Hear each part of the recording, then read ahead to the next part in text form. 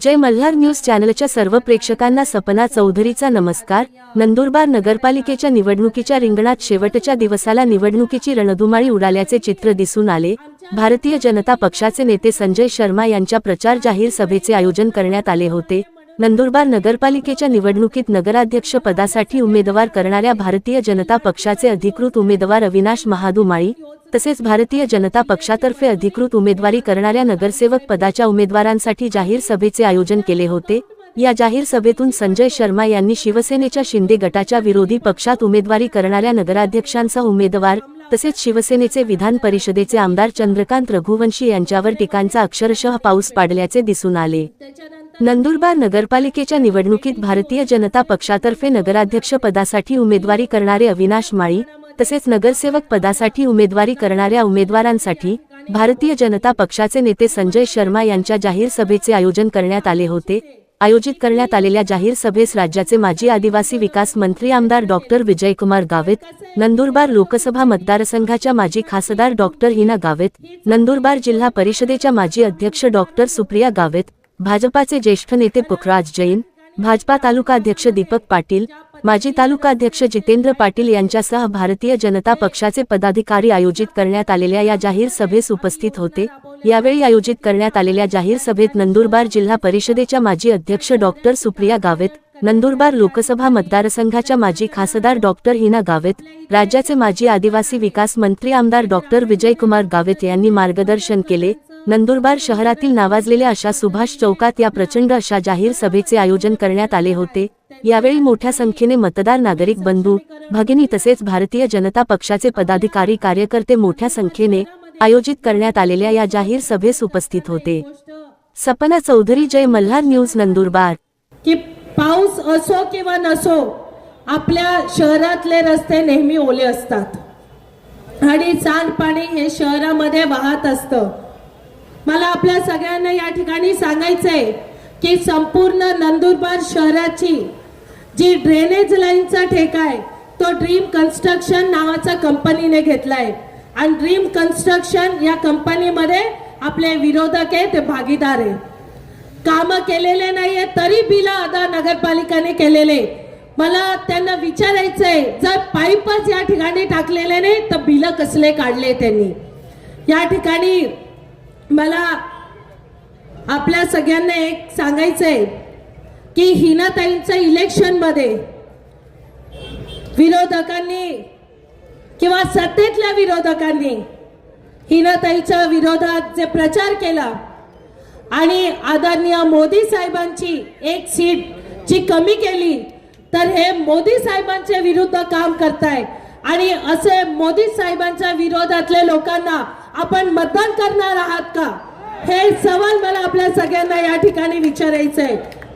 या ठिकाणी नवरात्रामध्ये आम्ही गरबे खेळले, त्याच्यावरती त्यांनी टीका केली, पण मला या ठिकाणी सांगायचंय की मामाश्री, आपल्याला या ठिकाणी आम्ही गरबे खेळतो हे बघण्यासाठी जनतेने निवडून नाही दिलं, विकास करण्यासाठी नंदुरबारच्या जनतेने तुम्हाला निवडून दिलेले।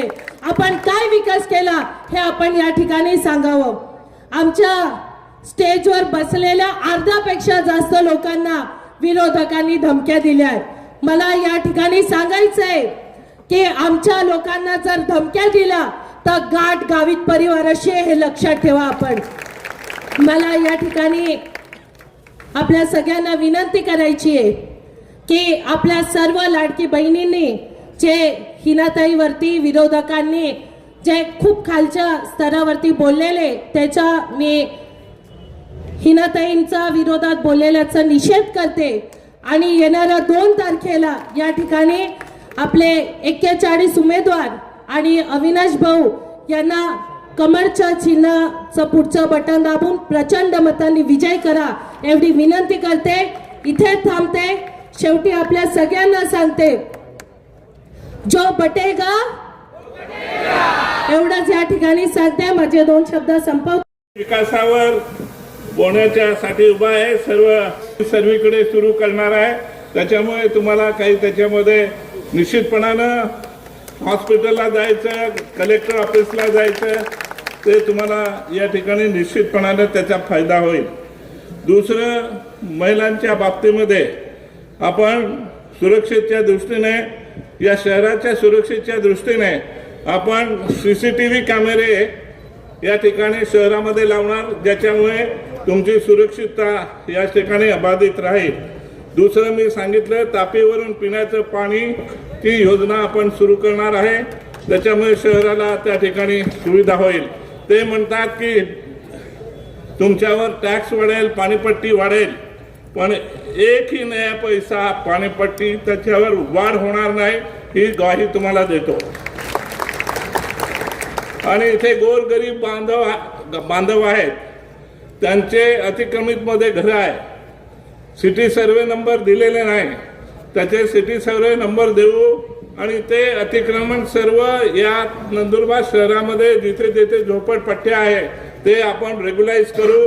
ज्यांना घरं नाही त्यांना 100% घरं देण्याचा या ठिकाणी आपला प्रयत्न राहील. त्याचबरोबर या ठिकाणी गटारीमध्ये काय लफडं केलं आहे, बगीच्यामध्ये झाडं लावायचे, त्या ठिकाणी फुलं लावायचे, याच्यासाठी निधी आला होता केंद्रामधून. अमृत योजनेमध्ये जवळजवळ 19 कोटी रुपये होता, तो सुद्धा कुठे गायब झाला माहीत नाही. आणि म्हणून ते सुद्धा शेवटी एवढंच सांगतो, यांनी ज्याच्यामध्ये गैरव्यवहार केलेले आहे ते गैरव्यवहार निश्चितपणानं आमचं या ठिकाणी नगरपालिका आल्याबरोबर चौकशी करू, जेणेकरून पुन्हा हे लफडे करायचे विसरून जाते. आणि तुम्हाला सांगतो, आम्ही सुरुवातीलाच म्हटलं आहे, भयमुक्त शहर, भूमाफिया हे आणि भ्रष्टाचार हे आम्ही या ठिकाणी मुक्त करणार आहोत. कारण की यांनी मोठ्या प्रमाणामध्ये शहरामध्ये गुंड पाळलेले आहे आणि गुंड पाहून यांनी लोकांच्या जमिनी हडप करायचं काम केलं. रेतीमध्ये 2 नंबरचे धंदे करण्यासाठी यांनी बिचारे गोरगरीब मुलांच्या पोरांना दुष्ट कामाला लावलं आहे आणि वाईट संस्कारामध्ये त्यांना ढकललं आहे. तर अशांना आपल्याला नीट करायचं आहे. हे बघा, एक गोष्ट लक्षात ठेवा की इलेक्शन आलं का हे काय करतात, पर्टिक्युलरली शहराचं इलेक्शन असलं तर वो आदिवासी ऐसे करेंगे, आदिवासी वैसे करेंगे म्हणून खोटं बोलून तुम्हाला मतं मिळवण्याचा प्रयत्न करतात. एक गोष्ट लक्षात ठेवली पाहिजे आपण की 31 वर्ष आमदार असताना, 20 वर्ष मंत्री असताना एकाही माणसाला, कोणाला शहरामध्ये किंवा जिल्ह्यामध्ये किंवा राज्यामध्ये माझा त्रास झाला असेल तर एक माणूस दाखवून द्या. मला या शहराला सुरक्षा प्रदान करायची आहे. मला काही लोकांनी 6 महिन्यापूर्वी सांगितलं, काही लोक अशा पद्धतीचं या ठिकाणी वागतायत आणि असुरक्षितता पैदा करण्याचं काम करतायत. त्याच वेळेला मी माझ्या मित्रांना सांगितलं, या वर्षभरामध्ये जर या शहरामध्ये या जिल्ह्यामध्ये सुरक्षितता आणली नाही तर मी राजकारण करणार नाही, हे पण मी माझ्या मित्रांना सांगितलं. आणि म्हणून आपल्याला विनंती करायची आहे की या ठिकाणी बघा, एक आपला सर्वसामान्य गरीब कुटुंबातला सेवेकरी आपली सेवा करण्यासाठी तयार आहे. या शहराला मदत करायची, शहराला या ठिकाणी भयमुक्त करायचं. या शहरामध्ये मस्तपैकी आपण गार्डन उभं करू, तिथे तुम्हाला येता येईल, जाता येईल. विचेकच्या खाली फाउंटन करून मोठा ग्राउंड आपलं गार्डन आपण त्या ठिकाणी करणार आहोत. त्याच्यामुळे मला वाटतं की या शहरामध्ये आज गार्डन बघायला नाही आहे आणि म्हणून त्याच्यासाठी हे करायचं आहे. परिवार म्हणतात, परिवार बघा, परिवार म्हणत असताना एक गोष्ट लक्षात ठेवा, या शहरामध्ये लोकसंख्या 700 लोकसंख्या आहे. त्यांच्या घरातले 6 लोक उभे आहेत. किती आहे? 6 उभे आहे. या ठिकाणी जवळजवळ 18,000 लोकसंख्या आहे. 18,000 लोकसंख्या कुणबी पाटलांची. त्यांचे किती उभे आहेत ते तुम्ही लक्षात घ्या. आणि म्हणतात की हे लोक या ठिकाणी परिवारवाद करतात. अरे आमचा एकच नाही, आमचा परिवार संपूर्ण नंदुरबार शहर आहे. त्याच्यामुळे तुम्ही परिवार जरी आमचं कुठे उभं असलं तर आम्ही लोकांना मदत करतो, लोकांची सेवा करतो. आमचं विकासाचा दृष्टिकोन आहे. दुसऱ्याच्या जमिनी हडप करायचं, दुसऱ्या दुकानं हडप करायचं, हे या ठिकाणी आमचे धंदे नाही. हे चंदूभाईंनी लक्षात ठेवले पाहिजे. आणि हे बघा, उद्या चंदूभाया रडेल, नाटक करेल. हे नाटक करणाऱ्या यांचा धंदाच आहे. त्याच्यामुळे हे बघा, आम्ही चंदूभायाला शुभेच्छा देतो, त्याचं आरोग्य चांगलं व्हावं. आणि तुम्हाला दुसरी गोष्ट सांगतो, हे दुसऱ्यांचे प्रॉपर्टी कसे हडप करतात. या ठिकाणी जीटी बापूजींनी गोर गरीब माणसांसाठी, गरीब त्यांच्या पोरांसाठी शाळा काढली. आणि शाळा काढली हळूहळू. यांनी ती जीटी बापूजींनी काढलेली शाळा, सर्व गोर गरीब मुलांसाठी काढलेल्या शाळेमध्ये विविध समाजाचे त्या ठिकाणी डायरेक्टर होते. यांनी हळूहळू करत त्यांच्या ताब्यात करून घेतली. आता त्या संचालक मंडळावर त्यांचेच घरचे सर्व आहे. चंदूभाई आहे, भाभी आहे, भैया भैया भैया, हे असे आहे. आणि एवढंच त्यांना कमी पडलं. त्यांनी काय केलं, त्या संस्थेमध्ये रेग्युलर संस्था होती. आपल्या सर्व मुलांचं राखीव जागा होत्या. आदिवासींच्या असतील, दलितांच्या असतील, विमुक्त भटक्यांच्या असतील, ओबीसींच्या असतील, यांच्यासाठी राखीव जागा होत्या. यांना ते कमी पडलं. कुठून मध्य प्रदेश मधून आणा, कुठून आणा, तिकडून आणा. आणि त्यांनी ते लोक आणता यावे म्हणून मायनॉरिटी केली आहे. त्याच्यामध्ये जवळजवळ 90% शाळा हा आदिवासी विभागाच्या आहे, आदिवासी विभागाच्या. मी तुम्हाला हे पण सांगतो, पुन्हा मी आल्याबरोबर आणि लवकरच येणार आहे. कारण आमच्या सरकारमध्ये लवकरच येतात. देवाभाऊ म्हणायचे ना, लवकर येणार, लवकर पुन्हा येईल, तसं मी बी पुन्हा येणार आहे.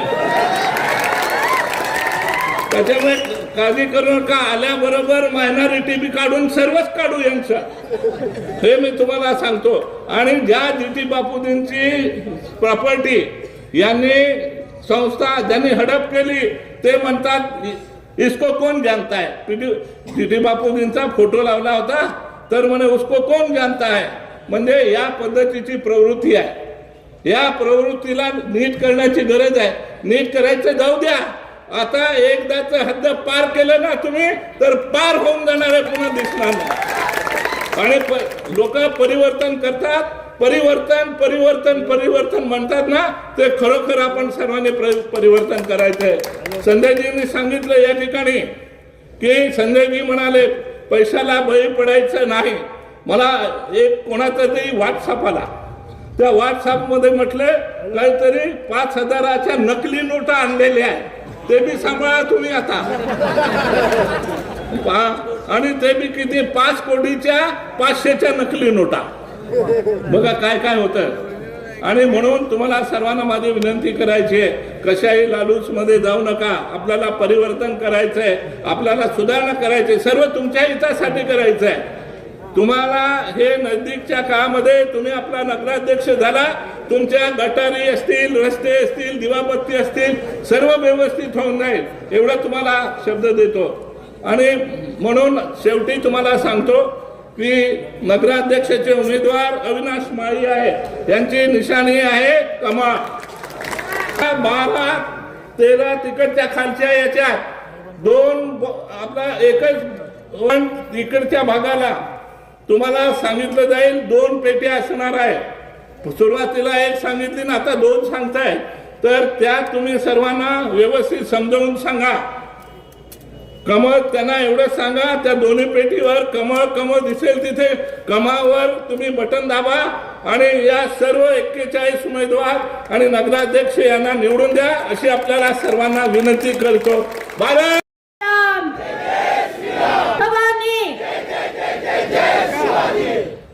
छत्रपती संभाजी महाराज की जय. नंदुरबार निवडणुकीच्या या जाहीर सभेमध्ये या ठिकाणी मंचावर उपस्थित आपल्या नंदुरबार जिल्ह्याचे शिल्पकार, नंदुरबार विधानसभेचे आमदार आदरणीय डॉक्टर विजयकुमार गावित साहेब, आपल्या या सभेसाठी खास करून धुळ्याहून उपस्थित असलेले आदरणीय संजयजी शर्माजी, सर्व उमेदवार, सर्व ज्येष्ठ वडीलधारी, सर्व मान्यवर आणि आजच्या सभेसाठी उपस्थित असलेले नंदुरबार शहराच्या कानाकोपऱ्यातून आलेले सर्वांचा आशीर्वाद घेण्यासाठी आपल्या सगळ्यांसमोर या ठिकाणी उभे आहोत. नंदुरबारच्या जनतेने गावित साहेबांना मला मागच्या काळात भरभरून आशीर्वाद दिला. 2 मिनिटं. भारतीय जनता पार्टीला अविनाश भाऊ माळी आणि सर्व 41 नगरसेवक पदासाठी उभे असलेल्या उमेदवारांना देखील तसाच आशीर्वाद आपण सगळ्यांनी द्यावा अशी विनंती आपल्या सगळ्यांना या ठिकाणी मी करते. मागच्या 10-15 दिवसात कार्यकर्ते अगदी शेवटच्या व्यक्तीपर्यंत पोहोचण्याचा प्रयत्न आम्ही केला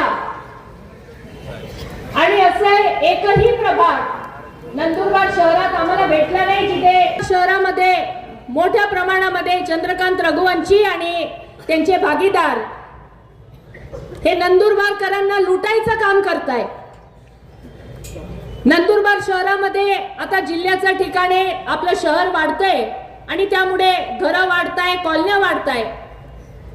जिथे जिथे त्यांच्या जमिनी आहे तिथे घर असो अगर नसो त्यांनी त्या ठिकाणी रस्ते बनवले, तिथे गटारी बनवल्या, तिथे लाईट लावले आणि जिथे प्रत्यक्षामध्ये लोक राहतात अशा कॉलनीमध्ये रस्तेच नाही. आता तुम्हाला सांगते, वेणुगोपाल कॉलनी आहे, मनमोहन नगर, नमस्कार कॉलनी, अशा खूप कॉलनींचे मी तुम्हाला नावं या ठिकाणी सांगू शकते जे 20-20 वर्षापासून तिथे घरं आहे पण यांनी तिथे कुठल्याही सोयी सुविधा यांनी दिल्या नाही. आणि जेव्हा जेव्हा शासनाने निधी दिला नंदुरबार नगरपालिकेमध्ये विकास कामं करायला त्यावेळेला यांनी तो निधी त्यांच्या स्वतःच्या लेआउटमध्ये, मग यांच्या बरोबर यांच्या पॅनलमध्ये जे उभे आहे, जे यांचे भागीदार पण आहे, त्यामध्ये देवासेठ असतील, दीपक कटारिया असतील, चंद्रकांत रघुवंशी असतील किंवा त्यांच्या परिवारातले सदस्य यांच्या नावावर जिथे जिथे जमिनी, जिथे जिथे लेआउट आहे तिथे त्यांनी रस्ते बनवले, तिथेच त्यांनी कामं केले, बाकी ठिकाणी त्यांनी केले नाही. नंदुरबार शहरामध्ये तर अजून एक फार मोठा चोरीचा प्रकार यांनी चालू केलाय. 2005 मध्ये महाराष्ट्र शासनाने एक कायदा बनवला, जो लेआउट डेव्हलप करेल त्याला त्या ठिकाणी रस्ते, लाईट, पाणी, गटार या सगळ्या सोयी जो लेआउट डेव्हलप करतो यांनी द्यायच्या असतात. समजा त्याने ते नाही केलं, लेआउट डेव्हलपरने, बिल्डरने समजा ते नाही केलं तर त्याने त्या ठिकाणी नगरपालिकेला बेटरमेंट चार्ज भरायचा असतो. म्हणजे एक प्रकारचा तो टॅक्स असतो की मी माझी जमीन डेव्हलप करू शकलो नाही पण मी सरकारला या ठिकाणी नगरपालिकेला बेटरमेंट चार्ज या नावाखाली मी पैसे भरतोय. आता नगरपालिकेची जबाबदारी की तुम्ही ते करावं. तुम्ही जर नगरपालिकेचं रेकॉर्ड काढलं तर तुमच्या लक्षात येईल या लोकांनी मागच्या काळामध्ये जेवढे लेआउट डेव्हलप करणारे लोक आहे यांच्याकडून बेटरमेंट चार्ज तर भरलेच नाही, पण त्यांनी जे लेआउट ज्यांना ज्यांना विकले, ज्या लोकांनी तिथे प्लॉट खरेदी केले त्यांच्याकडून पैशाची वसुली करायचं पाप या नगरपालिकेत बसलेल्या लोकांनी केलं. आणि तुम्हाला सांगते, प्रत्येकाला जवळपास 50 ते 60 हजार रुपये या ठिकाणी भरायला आले. खरं म्हणजे जे लोक प्लॉट खरेदी करतात त्यांनी हा पैसा भरायचा नसतो, ज्याच्याकडून खरेदी करतात त्याने तो पैसा भरायचा असतो. पण यांनी नंदुरबारकरांना कसं लुटलंय बघा.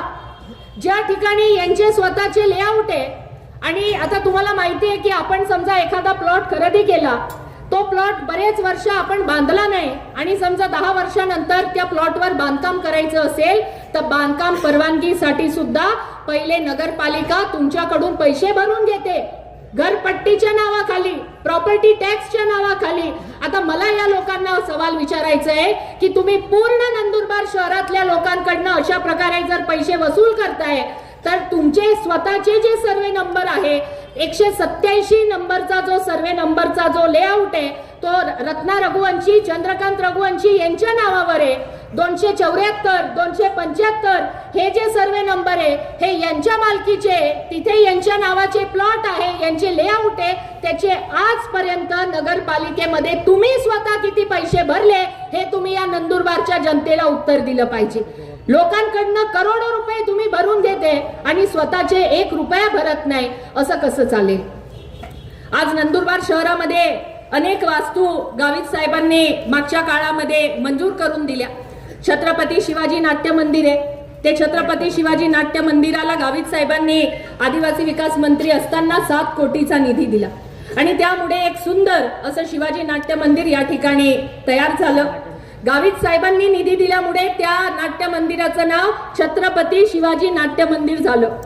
जर हे चंद्रकांत रघुवंशींनी मंजूर केलं असतं तर कुठल्या तरी त्यांच्या परिवारच्या रघुवंशींच्या नावाने ते नाट्य मंदिर झालं असतं, आपल्या छत्रपती शिवाजी महाराजांचं नाव दिलं नसतं. यांनी नवीनच धंदा चालू केलाय आता, पैसा नगरपालिकेचा, वास्तू नगरपालिकेची आणि त्याच्यावर त्यांच्या परिवाराच्या सदस्यांचं किंवा स्वतःचं नाव असं लिहितात जसं काही स्वतःच्या खिशातूनच पैसे टाकले होते बांधायला. आता छत्रपती नाट्य मंदिरचा विषय आला म्हणून आपल्या सगळ्यांच्या या ठिकाणी माहितीसाठी सांगते. छत्रपती शिवाजी नाट्य मंदिर, CB गार्डन, इंदिरा मंगल कार्यालय हे सर्व जे वास्तू आहे हे सर्व नगरपालिकेचे आहे आणि नगरपालिकेच्या या वास्तू यांनी भाडे तत्वावर चालवायला यांच्याच जवळच्या लोकांच्या संस्थेंना दिलेले आहे. आता आपण सगळेजण कधी ना कधी नाट्य मंदिरमध्ये एखादा कार्यक्रम असतो, मंगल कार्यालय आहे, इंदिरा मंगल कार्यालय, तिथे कार्यक्रम असतो. या सर्व वेगवेगळ्या कार्यक्रमांना आपण जातो किंवा आपण स्वतःही घेतो. त्यावेळेला आपल्याला लक्षात आलं असेल की आपल्याकडून हे किती मोठी रक्कम ही भरून घेतात. आता जर तुम्हाला मी या ठिकाणी तुमच्या माहितीसाठी सांगते की या ज्या भाडे तत्वावर ज्या संस्था हे चालवत आहे या संस्थेंनी या मागच्या 7 ते 8 वर्षामध्ये जवळजवळ 40 कोटीच्या वर प्रॉफिट या संस्थेंना मिळाला. कोणाला? जे यांचे भाड्याने ज्याने चालवायला घेतलं होतं त्याला. आणि नगरपालिकेला किती प्रॉफिट आला? करोडमध्ये नाहीये, लाखामध्ये आहे. आणि हे पण आता ऑडिट झालं तेव्हा हे सगळं समोर आलं. तुम्हाला मधल्या काळामध्ये आपल्या जानेवारी महिन्यात आपलं नाट्य मंदिर जे आहे त्याला सील केलं होतं. इथे आपले जे प्रांत साहेब होते त्यांनी ते सील केलं होतं. तुम्हाला आठवत असेल, मोठमोठ्या बातम्या त्या टाइमाला पेपरमध्ये आलेल्या. हे कोणामुळे हे झालं? 40 लाख रुपये यांनी थकबाकी कोणाची? या वास्तूची नगरपालिकेकडे. आणि त्यामुळे अधिकाऱ्यांनी त्याला सील ठोकून दिलं. आता मला सांगा, जर या करोडो रुपयाच्या ज्या वास्तू किंवा करोडो रुपये जर त्यांच्या खाजगी संस्थेला भेटत आहे तर नगरपालिकेला का तो पैसा जात नाहीये? या संस्था फक्त यांनी यांच्या खाजगी पैसे कमवण्यासाठी त्यांच्या जवळच्या लोकांच्या नावाने भाडे तत्वावर चालवायला दिले. याचा 1ही रुपयाचा फायदा नंदुरबार नगरपालिकेला हे देत नाही. अशा प्रकारे नंदुरबारकरांची मोठ्या प्रमाणावर लूट हे लोक या ठिकाणी करून राहिले. आपल्या मागच्या काळामध्ये नंदुरबार शहरामध्ये जे काय घडलं थोडंसं सगळ्यांच्या आठवणीसाठी या ठिकाणी सांगते. मागच्या 2 दशकांमध्ये नंदुरबार शहरात जवळजवळ 23 दंगली झाल्या. 23, जवळपास 5 ते 7 लोक मृत्युमुखी पडले आणि अनेक निरपराध मुलं हे या दंगलींमध्ये, या जेव्हा धार्मिक तेढ निर्माण झाली यामध्ये अनेक निरपराध मुलं हे त्यांच्यावर केसेस झाल्या, त्यांचं आयुष्य खराब झालं. अनेक मुलं असेही मला मधल्या काळामध्ये माझ्याकडे असेही काही मुलं आले ज्यांच्या बिचाऱ्यांचं कोण PSI मध्ये सिलेक्शन झालं, कोण परीक्षा पास झालं, पण त्यांच्यावर या क्रिमिनल केसेस झाल्यामुळे त्या मुलांना नोकरीमध्ये भरती होऊ शकले नाही. त्या मुलांचं पूर्ण आयुष्य हे खराब झालं. विरोधामध्ये 2 परिवारचे जे सदस्य फिरून राहिले आणि सांगतात आम्ही नंदुरबार शहराला सुरक्षितता देऊ. मला यांना सवाल विचारायचा आहे की ज्या वेळेला या सगळ्या गोष्टी घडत होत्या तेव्हा तुम्ही कुठे होते? तेव्हा तुम्ही का आले नाही या मुलांना वाचवायला? तेव्हा तुम्ही का आले नाही या मुलांना संरक्षण द्यायला? आज तुम्हाला तुमच्या हातातून सत्ता जाताना दिसते तर तुम्ही उलट्या सुलट्या गोष्टी बोलतात. अनेक लोकांना या मागच्या काळामध्ये त्रास झाला. चंदू भैया तर एका विशिष्ट समुदायाला मदत करतात. आता मला सांगायची गरज आहे का कोणाला मदत करतात ते? एका विशिष्ट समाजाला फक्त ते मदत करतात, एका विशिष्ट समुदायाला मदत करतात. आज आमचे अविनाश भाऊ उमेदवार आहे. मी मागे माळीवाड्यात सुद्धा सांगितलं होतं की आमचा माळी समाज, माळीवाडा इकडचे आमचा चौधरी समाज, सोनार समाज, सगळ्यांना ज्या वेळेला धार्मिक तेढ निर्माण होते त्यावेळेला सगळ्यांना किती त्रास सहन करावा लागतो हे आम्ही स्वतः त्या ठिकाणी पाहिलेले आहे. फक्त मतांचं राजकारण करायचं आणि आता तर नवीनच तुमच्या सगळ्यांच्या माहितीसाठी सांगते, 15 दिवसापूर्वी ज्या वेळेला उमेदवारी अर्ज भरायला सुरुवात झाली त्यावेळेला भाजपच्या उमेदवारांनी उमेदवारी भरली, शिवसेनेच्या उमेदवारांनी उमेदवारी भरली, MIMच्या उमेदवारांनी पण उमेदवारी भरली. आता राष्ट्रवादी कुठे गेली माहित नाही, यांच्यामध्ये आहे का नाही आहे ते तर मोठा प्रश्नचिन्हच आहे. कारण फोटो तर त्यांचा दिसतो पण त्यांचा एकही उमेदवार दिसत नाही, तर नेमका काय गोडबंगाल झाला काय माहित नाही. त्याच्यानंतर MIMचे नगरसेवक मध्ये उमेदवार उभे राहिले, नगर अध्यक्ष मध्ये उमेदवार काय त्यांनी दिला नाही. आम्हाला 2 दिवसापूर्वी कोणीतरी सांगितलं की MIMने जाहीर पाठिंबा दिलाय म्हणे. जाहीर पाठिंबा दिलाय कोणाला? शिवसेनेला. आम्ही विचार करत होतो की वार्डामध्ये तर MIM आणि शिवसेना आमने सामने लढते, हे काय नेमकं यांचं सेटिंग झालं, असं कसं यांनी पाठिंबा दिला. आज सकाळीच मला एका जणाचा फोन आला, मला म्हणे हिनाताई तुम्हाला माहिती आहे का म्हणे यांचं सेटिंग काय झालंय. म्हटलं नाही काय झालंय. तर मला त्याने सांगितलं, ज्याने फोन केला त्यांच्याकडचाच होता, मी नाव सांगत नाही, नाव सांगू शकते पण नाव सांगत नाही. भैयांकडच्याच एकाचा फोन आला, त्याने सांगितलं ताई साहेब भैयांची आणि MIMची अशी सेटिंग झाली आहे की सत्ता जर निवडून आले शिवसेनेची तर 2.5 वर्ष मक्कू सेठला उपनगर अध्यक्ष बनवायचं आणि 2.5 वर्ष MIMचा उपनगर अध्यक्ष बनवायचं. आणि जेव्हा 2.5 वर्ष MIMचा उपनगर अध्यक्ष राहील ते 2.5 वर्ष रत्ना भाभी या रजेवर उतरून जाणार आणि MIMचा व्यक्ती हा नगर अध्यक्ष म्हणून 2.5 वर्ष नंदुरबार शहरामध्ये काम करेल, अशा प्रकारचं वचन चंदू भैयाने MIM वाल्यांना दिलं, म्हणून ते MIM वाल्यांनी यांना पाठिंबा दिलेला आहे. आता मला तुम्हाला हा सवाल विचारायचा आहे, आपल्याला नंदुरबारकरांना MIMच्या हातात नंदुरबार नगरपालिकेची सत्ता गेलेली चालणार आहे का? हे लोक पडद्यामागे अशा प्रकारच्या सेटिंग करताय, ही सेटिंग आपल्याला चालणार आहे का? चंदू भैया आणि त्यांचे चमचे खुलेआम सांगतात. आता परवाच मक्कू सेठचं एक भाषण त्यांच्या कुठल्या तरी एरियामध्ये झालं, मला कोणीतरी क्लिप दाखवत होतं. त्यांनी सांगितलं की शिवसेना हा आपला मुस्लिम समाजासाठी काम करणारा पक्ष आहे आणि हिंदूंसाठी काम करणारी भारतीय जनता पार्टी. ही गोष्ट तर खरी सांगितली बाबा, बाकी किती खोटं बोलू द्या, फार खोटं बोलतात पण कमसे कम एक गोष्ट तर खरी बोलले, म्हणजे जे मनातलं ते होटावर येऊनच गेलं. आता मला तुम्हा सगळ्यांना हे सगळं चाललंय, मला तुम्हा सगळ्यांना एकच विनंती करायची आहे. आपण अनेक अडचणी बघतो, अनेक या ठिकाणी नंदुरबारकरांनी अनेक समस्यांना आजपर्यंत सामोरे गेले, पण हे जे अशा प्रकारचं राजकारण जे हे लोक करतायत हे काय नंदुरबारकरांच्या साठी चांगलं नाही.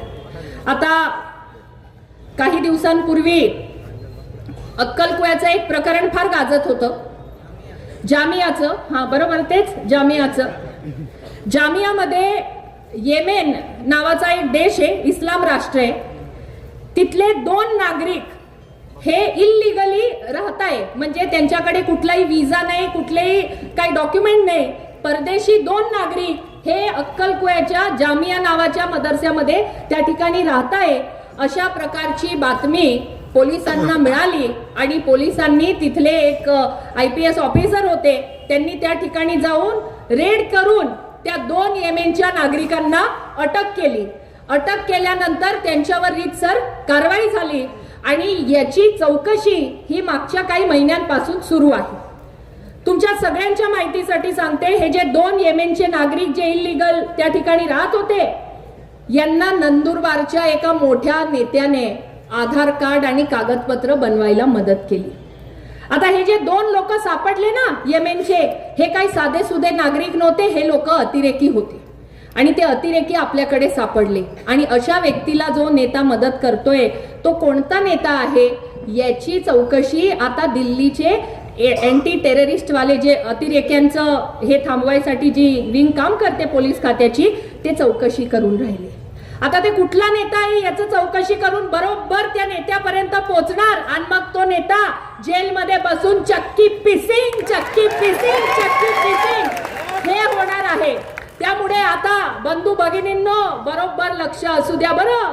काय चाललंय लेफ्ट मध्ये राईट मध्ये, कारण लवकरच आपल्याला या अशा गोष्टी आपल्याला दिसणार आणि लक्षात पण येणार। आज त्या जामिया संस्थेच्या विरोधामध्ये चौकशी सुरू होती मागच्या काही महिन्यांपासून आणि किरीट सोमय्याजी जे माजी खासदार आहे ते यासाठी पाठपुरावा करत होते। 2-3 वेळा त्यांचा दौराही झाला आणि त्यानंतर या चौकशी अंती असं लक्षात आलं की बराच मोठा घोटाळा त्या ठिकाणी सुरू होता आणि जवळजवळ 110 कोटीची मालमत्ता त्यांची जप्त करायचं काम हे सरकारने केलेलं आहे।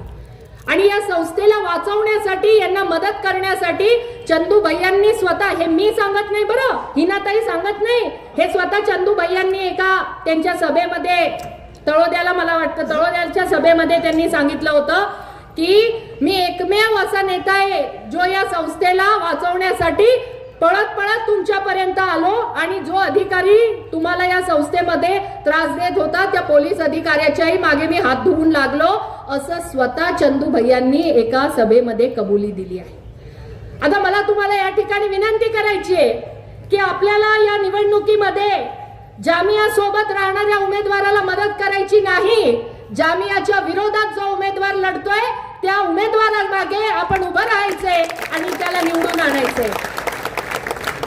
चंदू भैया आमच्या उमेदवारांबद्दलही फार टीका टिप्पणी करत असतात आणि मी कालही इथे जवळ सभा झाली तिथे पण सांगितलं की भैया तुम्ही जेव्हा दुसऱ्याकडे बोट दाखवता ना तेव्हा 3 बोट तुमच्याकडे पण असतात।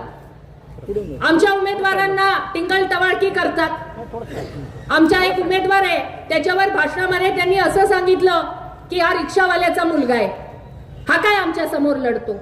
अहो तुम्ही आज ज्या पक्षात उभे आहे ना शिवसेना, त्या पक्षाचे जे अध्यक्ष आहे आदरणीय एकनाथराव शिंदे साहेब ते पण रिक्षाच चालवायचे, तुम्ही त्यांच्या पक्षामध्ये तुम्ही एक रिक्षावाल्याचा अपमान करत नाही, तुम्ही तुमच्या नेत्याचा पण आणि सर्व जे आमचे रिक्षा चालक बांधव आहे तुम्ही त्या सगळ्यांचा अपमान करत आहात।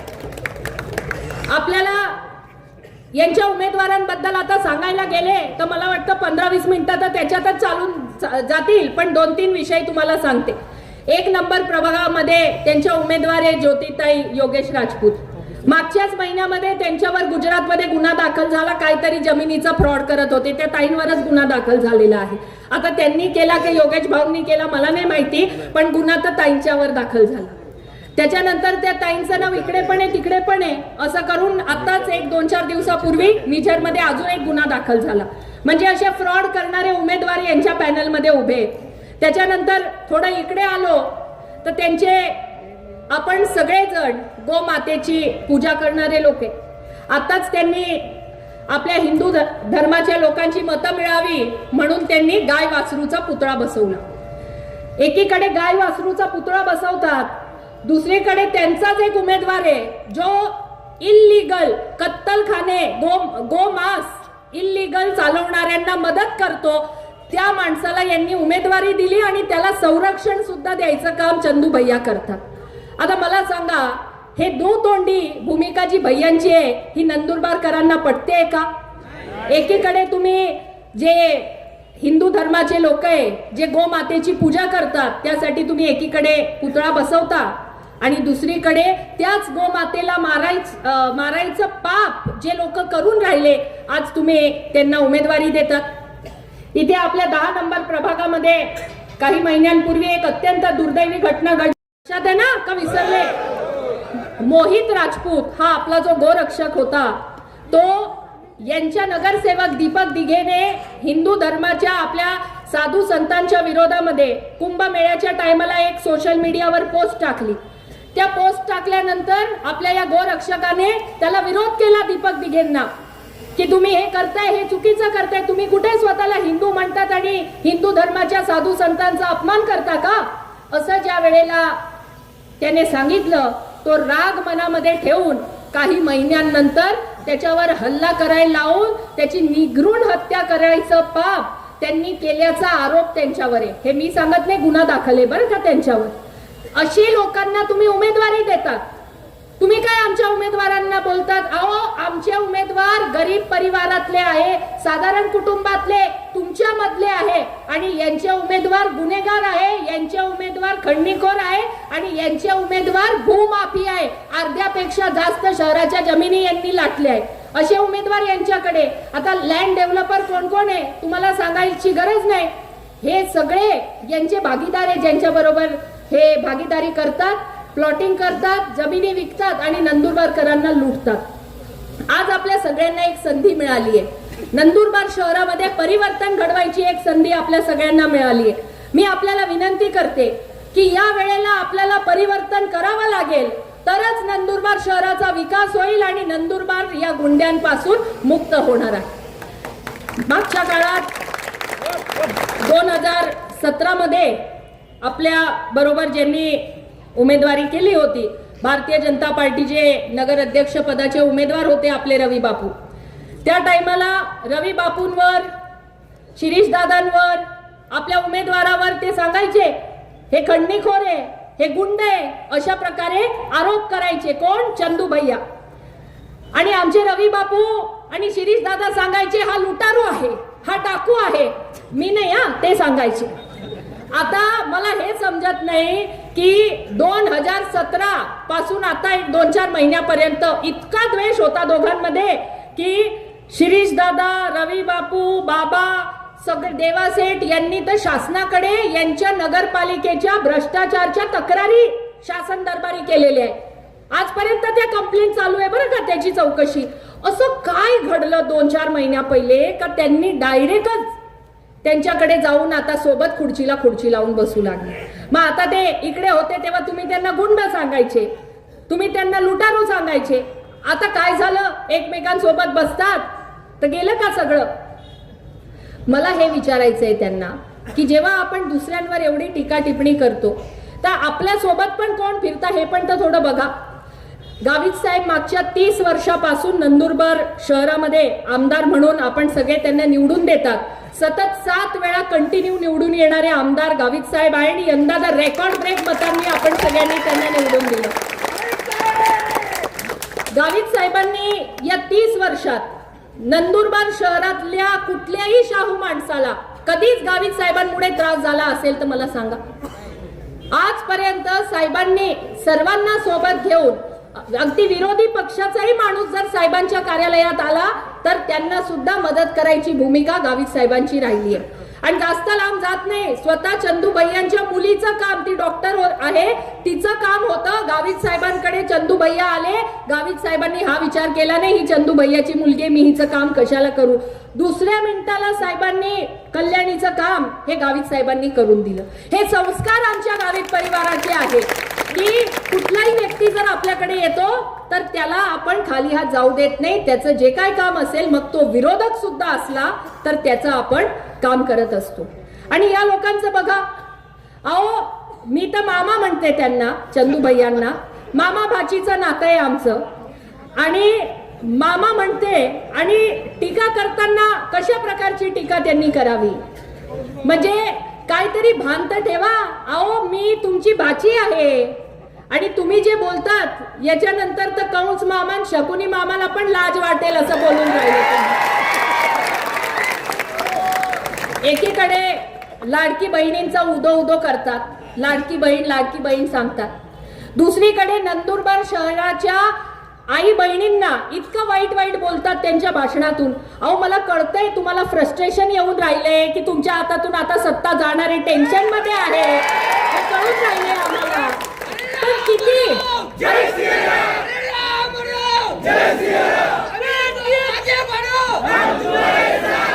पण किती किती बोलावं. आता आम्ही नवरात्र उत्सवामध्ये आपले सगळेजण देवीची आराधना करतो.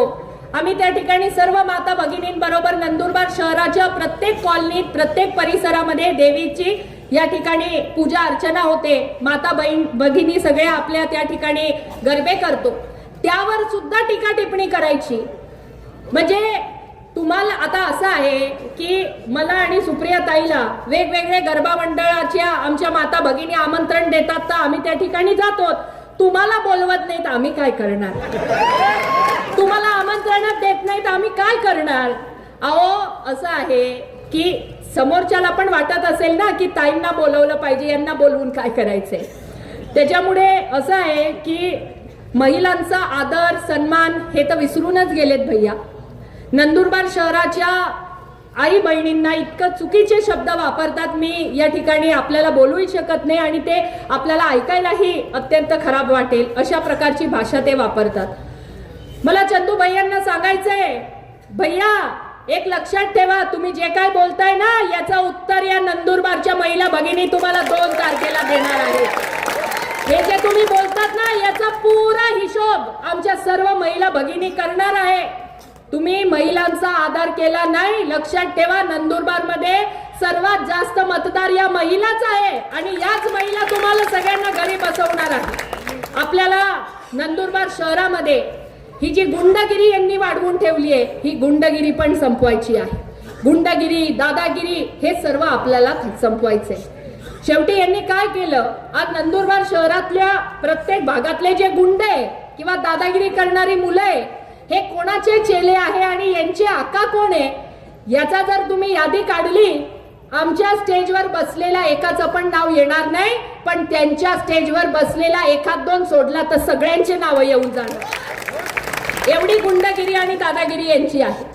वेगवेगळ्या समाजाचा अपमान करतात, दहशत निर्माण करतात. अशी अनेक उदाहरणे आमचा अविनाश भाऊ बोलेल त्याच्या भाषणामध्ये, कोणाकोणाला कसं त्रास दिलेला आहे ते. माझी तुम्हाला एकच विनंती करायची आहे, हे ज्या प्रकारे हे लोक वागताय यांना आता आपल्याला घरी बसवायची वेळ आलेली आहे. आपल्याला येणाऱ्या 2 तारखेला परिवर्तन घडवायचंय आणि हे परिवर्तन आपण सगळे मिळून घडवूया असा आज एक संकल्प या ठिकाणी आपण सगळे करू. आम्हाला विचारतात हे की यांनी काय केलं शहरासाठी, यांनी काय केलं.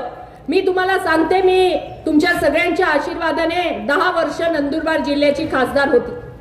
खासदार असताना नंदुरबार जिल्ह्याचं अनेक वर्षापासूनचं स्वप्न की नंदुरबार मध्ये मेडिकल कॉलेज झालं पाहिजे. हे मेडिकल कॉलेज मी केंद्र सरकारकडे पाठपुरावा केला आणि 100 सीटांचं नंदुरबारला मेडिकल कॉलेज आपण सँक्शन केलं. आज मला अभिमान वाटतो सांगताना की मेडिकल कॉलेज MBBSचं होतं, त्याच्याबरोबर आता MD MS सुद्धा या ठिकाणी सीट मंजूर होऊन गेली आहे आणि आज पूर्ण देशभरातले आज विद्यार्थी आपल्याकडे MBBSचं शिक्षण घ्यायला येते. याचा फायदा नंदुरबारकरांना सुद्धा होणार आहे. वेगवेगळे तज्ज्ञ डॉक्टर्स या ठिकाणी आले. हे तज्ज्ञ डॉक्टर्समुळे आज आपल्याकडे कोणी आजारी पडलं तर तुम्हाला कुठे बाहेर जायची गरज नाही, तुम्हाला याच ठिकाणी तुमची या ठिकाणी उपचार होणार आहे. तर अशा प्रकारे मेडिकल कॉलेज आणलं.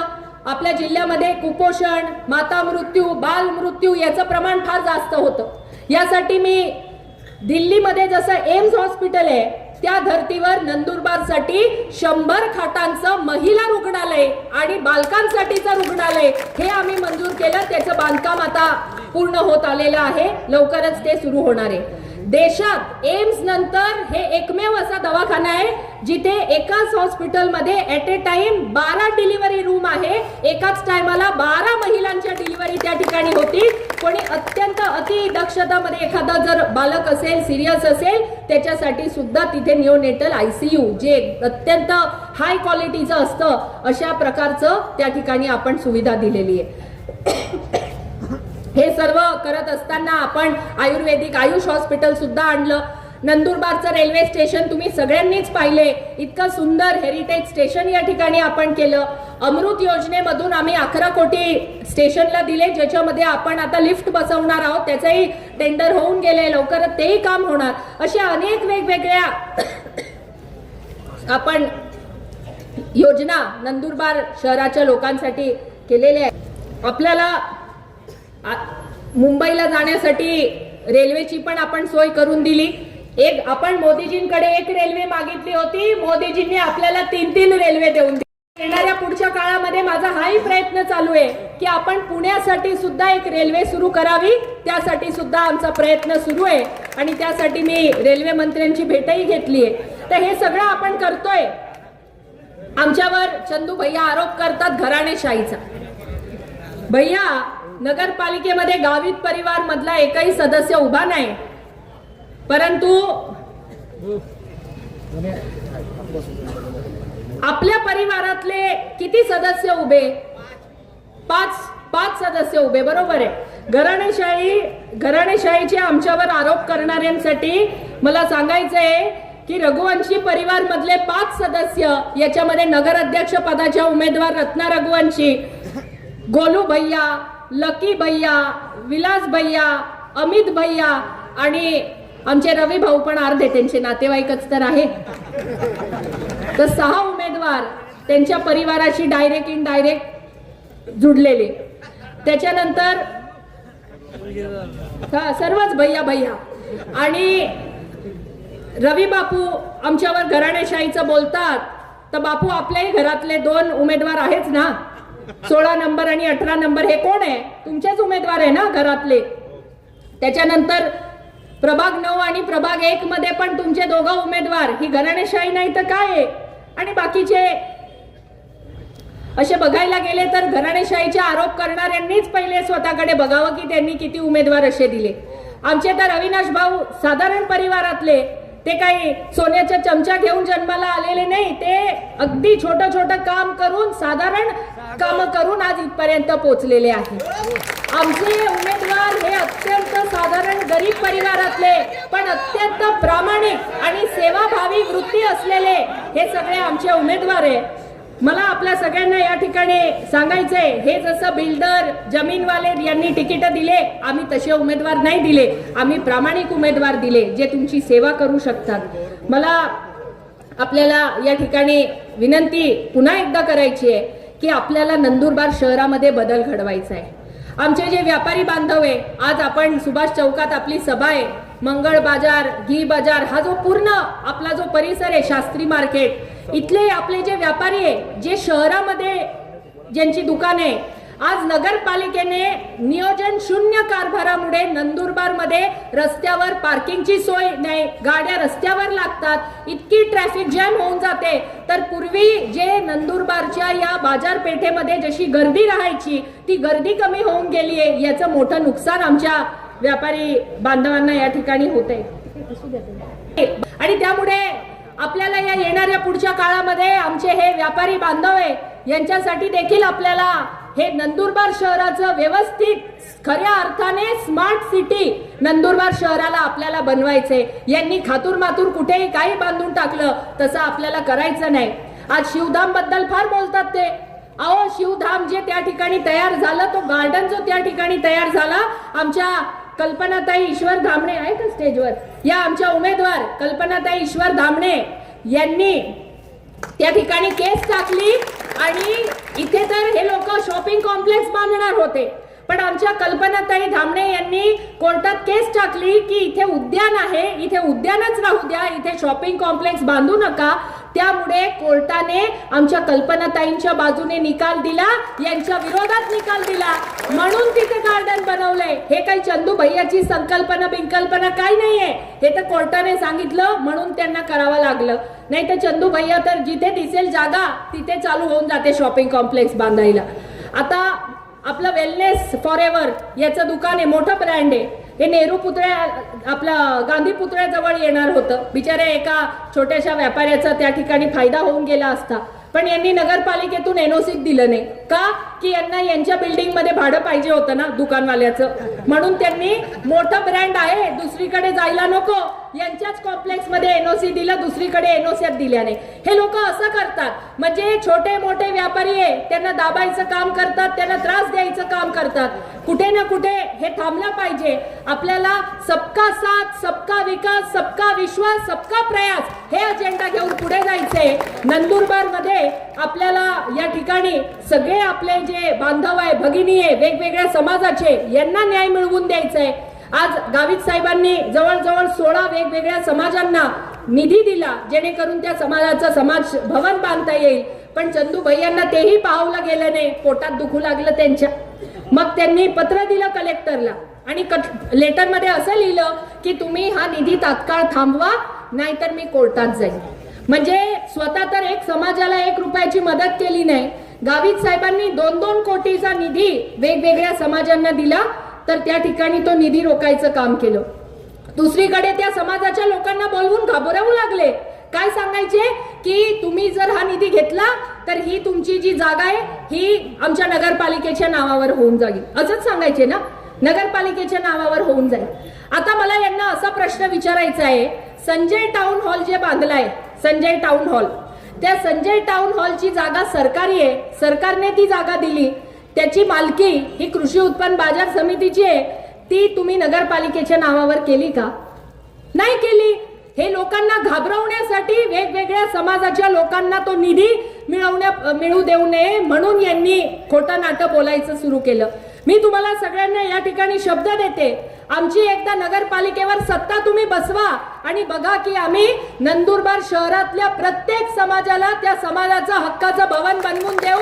यांच्यासारखा दुजाभाव नाही करणार, सगळ्यांना सोबत घेऊ, सगळ्यांसाठी आम्ही काम करू.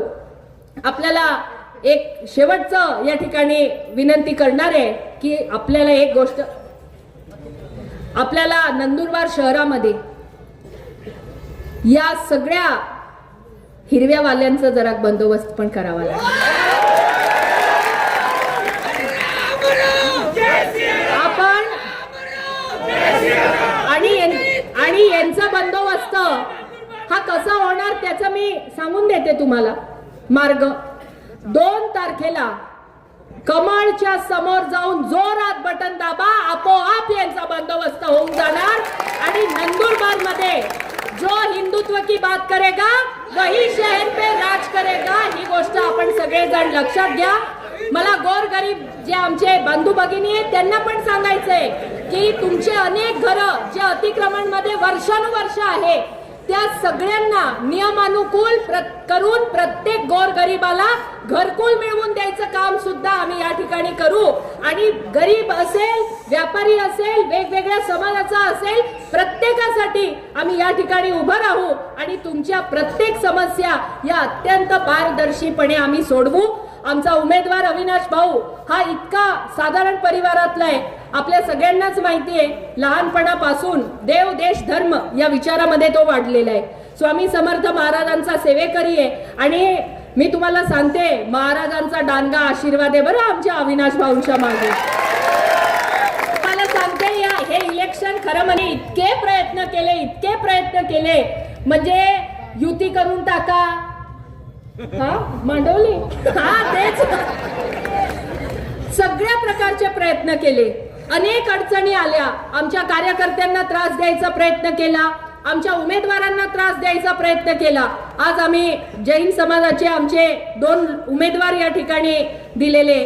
व्यापारी जैन समाज आपल्याला माहिती आहे की भानगडी कशात पडत नाही, सगळ्यांना सोबत घेऊन शांत मार्गाने राहणारा आमचा हा समाज आहे. यांनी आमच्या या समाजातले सुद्धा 2 उमेदवार, खरं म्हणजे हा 2 आहे, हे 4 होऊ शकले असते, पण त्यांनी 2 लोकांना इतक्या धमक्या दिल्या की तुम्ही जर उभे राहिले तर आम्ही तुमचं असं करून टाकू, तसं करून टाकू. अरे आम्हाला एकदा निवडून येऊन द्या तुम्ही, मग तुमच्या धमक्या बघतो आम्ही. काय आहे की आपल्या नंदुरबार शहरात राहणाऱ्या प्रत्येक व्यक्तीच्या मागे ठामपणे उभं राहायचं हे गावित साहेबांचं पहिलेपासूनचा त्यांचा स्वभाव राहिलेला आहे. आणि त्यामुळे गावित साहेब जो कोणी अडचणीत असेल त्याच्या मागे नेहमी गावित साहेब उभे राहतात.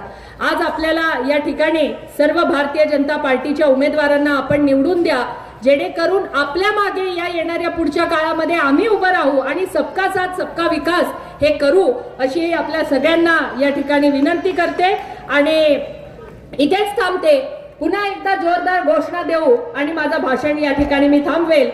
भारतीय जनता पार्टीचा, भारतीय जनता पार्टीचा, भारत माता की जय श्रीराम, जय श्रीराम. धन्यवाद. माझे वडीलधारी मंडळींनो, माझ्या माता भगिनींनो आणि तरुण मित्रांनो, व्यासपीठावर उपस्थित आमचे नेते आदरणीय डॉक्टर विजयकुमारजी गावित साहेब, संसदरत्न खासदार आमच्या भगिनी आणि ज्यांच्यामुळं ही लढाई उभी राहू शकली अशा आमच्या रणरागिणी हिनाताई गावित, जिल्हा परिषदेच्या माजी अध्यक्षा सुप्रियाताई गावित, आमचे नेते आपल्याला संबोधित करणार आहेत ते आदरणीय संजयजी शर्मा, आमचे सगळ्यांचे मार्गदर्शक आदरणीय पुखराज काका जैन व्यासपीठावर आणि सर्वात आधी वाटा गाडी सुरू झाल्या, तू 2 ले ले मैं 4 कर लेता. मोठा हिस्सा त्यांच्याकडं, नेहमीप्रमाणे छोटा हिस्सा दुसरीकडं. आता वाटे हिस्से कसे झालेत ते तुम्हाला सगळं कळलंय. आता काय की नगरपालिका निवडणूक लढलीच पाहिजे, नाहीतर ही जनता, या जनतेचा वाली कोण? नगरपालिका निवडणूक जर झाली नाही तर जनतेचा वाली कोण? कारण 40 वर्षापासून हे सुरू आहे. मूलभूत सुविधा काय आहेत तुम्ही बघतायत. रस्ते असतील, लाईट असेल, पाणी असेल, स्वच्छता असेल, या दैनंदिन आयुष्यातल्या आपल्या महत्वाच्या गोष्टी आहेत. तर यांना प्राथमिकता दिली गेली पाहिजे.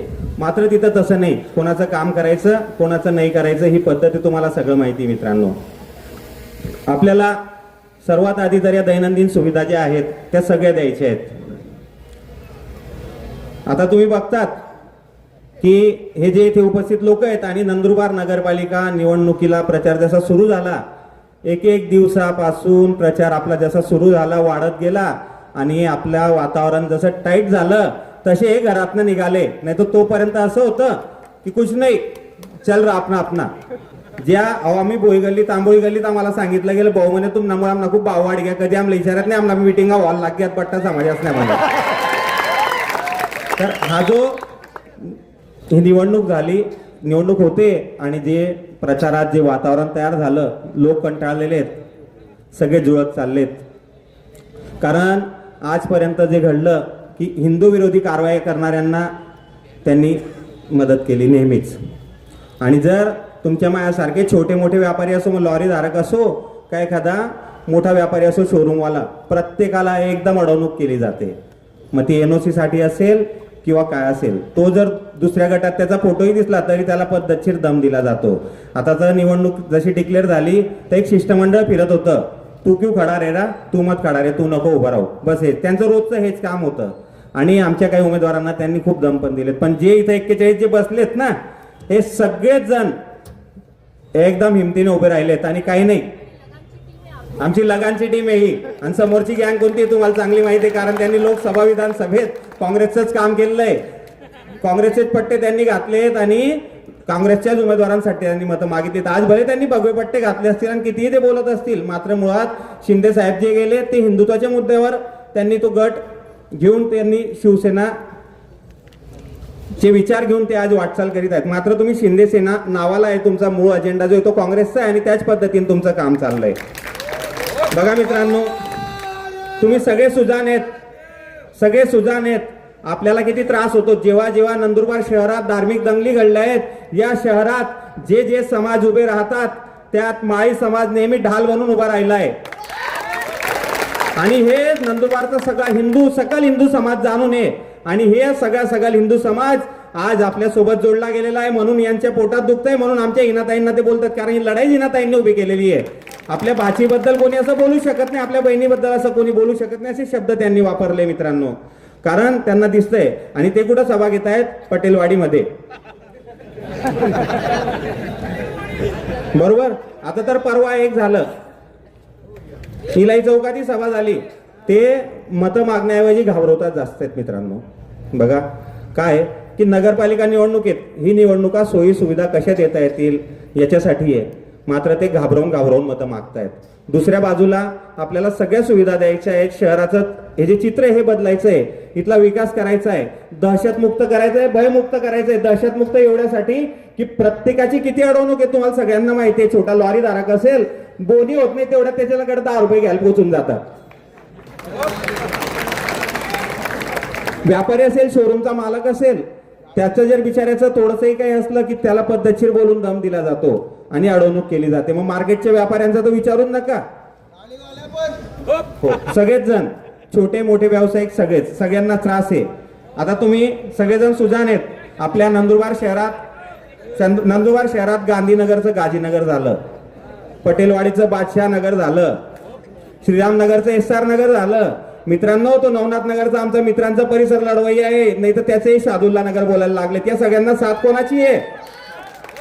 तर आपल्याला त्यांना मतं द्यायची आहेत का आपल्या हिंदू बांधवांना मतं द्यायची आहे? तुम्ही बघायचं आहे. जो हिंदू समाज हा भारतीय जनता पक्ष मूळ अजेंडा घेऊन चालतो हिंदुत्वाचा. आणि ज्या पद्धतीने हे शहर जोडलं गेलंय ना मित्रांनो, तर त्यांच्या पायाखालची जमीन सरकली आहे.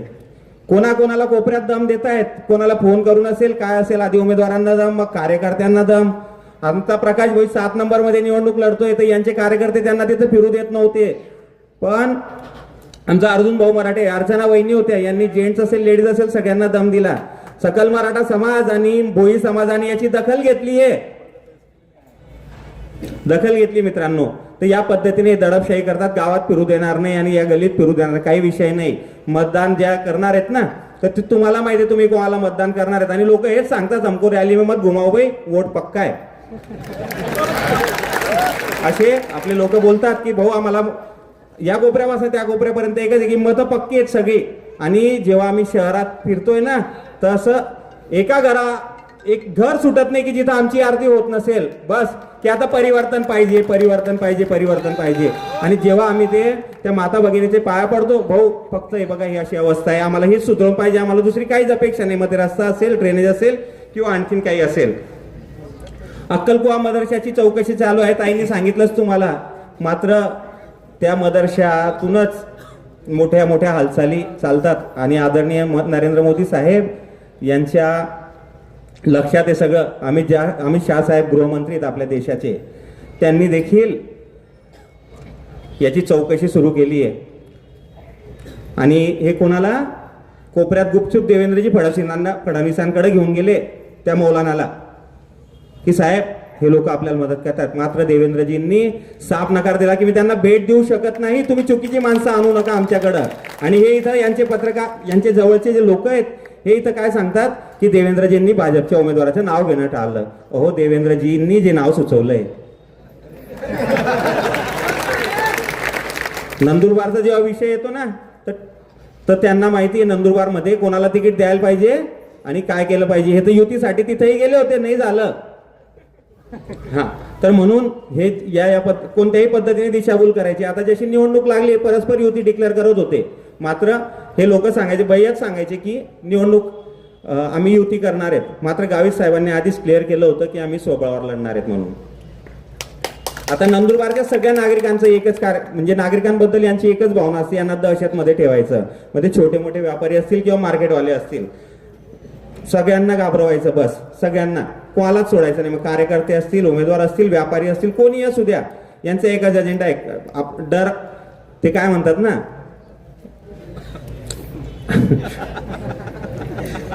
जाऊ द्या, ते फक्त घाबरवायचं. बस आपण चुकीचे शब्द बोलू शकत नाही. जसं ते बोलतात, आमच्या आई भगिनींना काय बोलत असेल तुम्ही ऐकलंय सगळ्यांनी. उद्या काय बोलतील याच्या अंदाज नाही. हा स्टेज राहणार आहे, ते सगळीकडे प्रत्येक ठिकाणी काही ना काही बोलून येत आहेत. आम्ही विनंती करतोय त्यांना की तुम्ही जेवढे शब्द बोलणार ना आणि जेवढी दहशत करणार तेवढी आमची मतं वाढणार आहेत. खुलेआम दादागिरी तुम्ही करायची, दादागिरी करायची. आणि जर समजा कोणी विरोधात गेलं तर यांचा एकच अजेंडा आहे मित्रांनो, त्याला पोटावर मारायचं. त्याला पोटावर मारतात. हे कोणी असू द्या, छोटा मोठा व्यापारी असेल, लॉरी धारक असेल, रिक्षाधारक असेल, इथला दुकानदार असेल, प्रत्येकाला पोटावर मारतात म्हणून लोक घाबरतात. मात्र आता लोक सांगतायत की आता मला भाजपालाच निवडून द्यायचंय, आम्ही कंटाळलो यांना. ही जी दडपशाही आहे, दडपशाही म्हणजे कोणती तालिबान राजवट बोलतात ते तालिबान आता बोलायला लागलेत. आता नंदुरबार शहरात आपल्याला तालिबानची राजवट आणायची आहे का भाजपाची? तर मित्रांनो,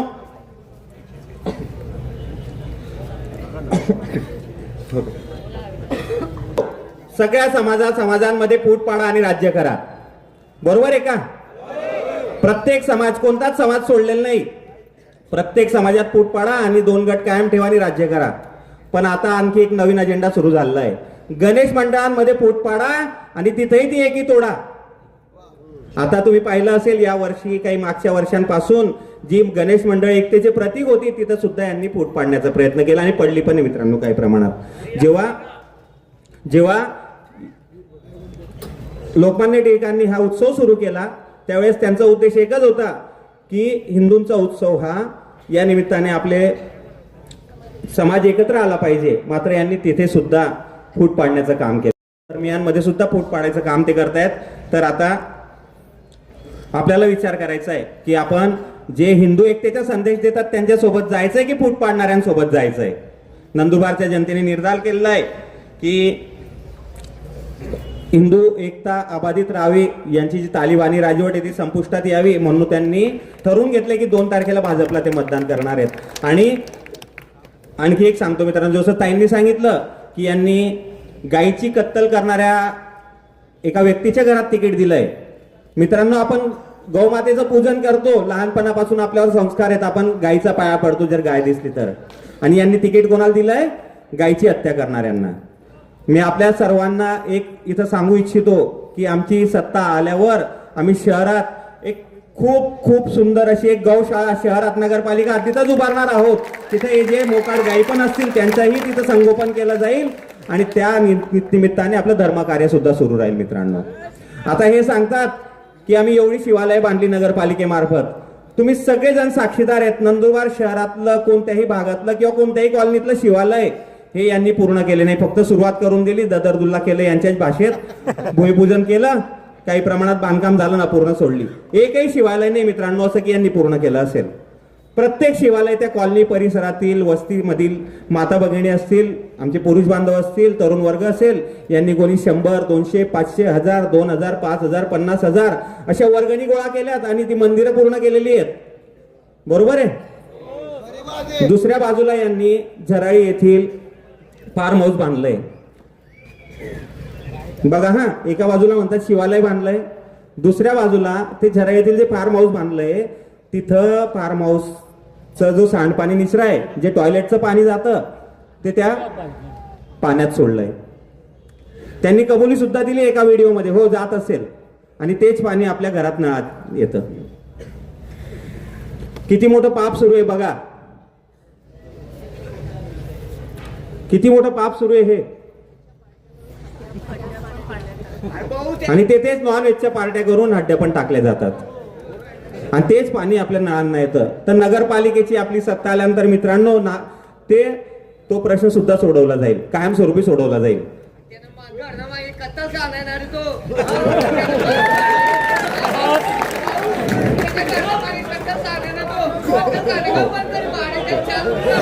आता शहरात आदरणीय हिनाताई गावित, आदरणीय गावित साहेब यांचा एक ड्रीम प्रोजेक्ट आहे. आदरणीय देवेंद्रजी फडणवीस यांच्या संकल्पनेतून हा प्रकल्प साकारला जाणार आहे आणि त्याच्या उद्घाटनासाठी खुद्द मोदी साहेब नंदुरबार शहरात तुमच्या भेटीसाठी येणार आहेत. मित्रांनो, आपल्याला बोलवायचं आहे ना मोदी साहेबांना, कारण नंदुरबार हा आदिवासी बहुल जिल्हा आहे आणि गुजरात आणि मध्य प्रदेश सीमेवर आहे. व्यापारची मोठी एक बाजारपेठ आहे. इथं रॉ मटेरियल खूप मोठ्या प्रमाणावर असतं. शेतीपूरक उद्योग इथे उभारले जाऊ शकतात. आदरणीय मोदी साहेब त्याच्यासाठी येतील, आदरणीय देवेंद्रजी त्याचा पाठपुरावा करणार आहेत आणि त्याच्यासाठी सगळी संकल्पना आदरणीय हिनाताई गावित आणि आपल्या साहेबांकडे तयार आहे. तर आपण व्यापारी असतील, छोटे मोठे कष्टकरी आपले समाज असतील, सगळ्यांनी याचा आपल्याला लाभ होणार आहे मित्रांनो. आणि आपल्या नंदुरबारमध्ये मोदीजींना आणायचंय. तर तुम्ही 2 तारखेला येणाऱ्या निवडणुकीत भाजपचा नगराध्यक्ष पदाचा उमेदवार मी आहे, माझ्यासह हे आमचे जे 41 लढवय्ये उमेदवार आहेत, या सगळ्यांना विजयी करायचंय आणि आपल्याला रामराज्य स्थापन करायचंय. जय हिंद, जय श्रीराम, जय महाराष्ट्र. वंदे वंदे बोलो अयोध्यापति प्रभु रामचंद्र की जय श्री राम, जय जय श्री राम. छत्रपती संभाजी महाराज की. वर्ष जो आवाज संसदेत बुलंद होता,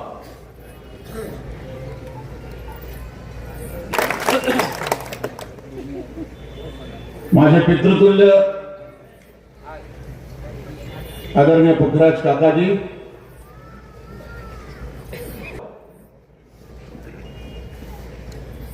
आणि नगराध्यक्ष मंचावरील सगळे या नगरपालिकेतील 41 भारतीय जनता पार्टीचे उमेदवार आणि सर्व पदाधिकारी आणि मोठ्या संख्येने उपस्थित असलेल्या नंदुरबार, हे मी आधीच ठरवले शेवटची सभा घ्यायला आलो.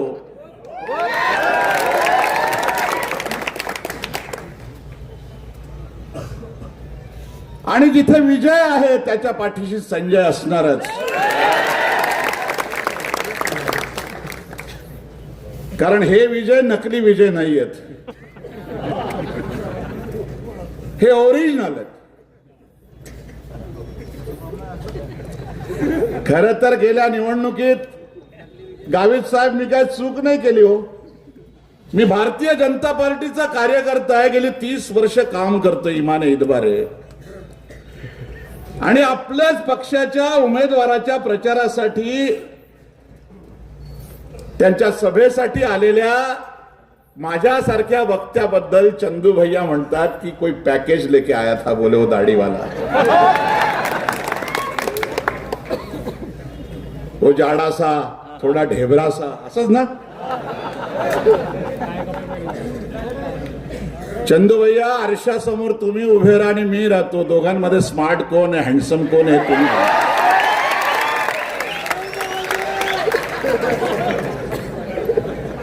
अरे मी माझ्या पक्षाचं काम करायला आलो, तुम्ही युती असताना सुद्धा गद्दारी करत होते.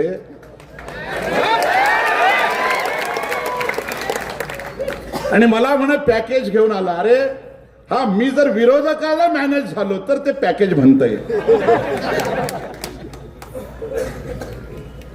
माझ्या पक्षात माझ्या सभेसाठी भाजपाचा विचार सांगण्यासाठी जर मी कमळ चिन्ह घेऊन उभ्या असलेल्या उमेदवारासाठी आलो तर यात पॅकेजाचा काय संबंध आहे.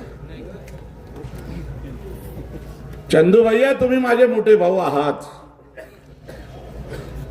पॅकेजवर विकली जाणारी अवलाद संजय शर्मा नाही.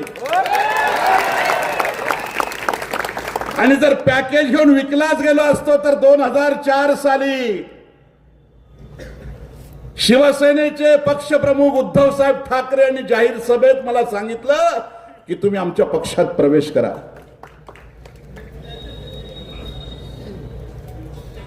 दोन 2013 साली या महाराष्ट्राचे माजी मंत्री दाजीसाहेब रविदास पाटील यांनी मला काँग्रेसमध्ये बोलवलं. आणि या दोघही वेळ भारतीय जनता पार्टीची एवढी ताकद नव्हती, तरी सुद्धा आम्ही आमचा विचार सोडला नाही, आमचा झेंडा सोडला नाही. आणि तुम्ही आमच्याविषयी बोलतात पॅकेज घेऊन आलाय. अरे पॅकेज तर तुम्हाला मिळाला असेल आयुष्यभर, तुमचे वडील आणि तुम्ही काँग्रेसचे. आणि राजकारणात आता तुमचा टीका लागावा म्हणून तुम्ही शिवसेनेत आलात.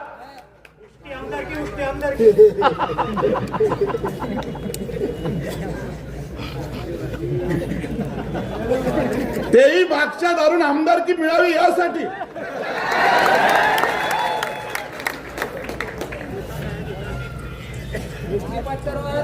मला ते बोलले की संजय शर्मा स्वतःच्या ग्रामपंचायत मध्ये सुद्धा निवडून आला. नाही खरंय. अरे मी उभाच राहिलो नाही, मला 3 अपत्य बाबा.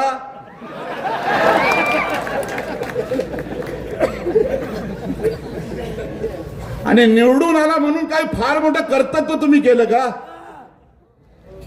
अरे माझ्या पक्षाची स्थापना ज्या पंडित दीनदयाल उपाध्यायांनी केली आहे ते पण कधी निवडणूक लढले नव्हते. पण आज त्यांच्या पक्षाच्या नरेंद्र मोदीच्या नेतृत्वात शेकडो खासदार, शेकडो आमदार या देशामध्ये निवडून येतात. खरं तर चंदू भैया तुमच्या गळ्यात तो शिवसेनेचा भगवा पट्टा शोभतच नाही होता रुमाल.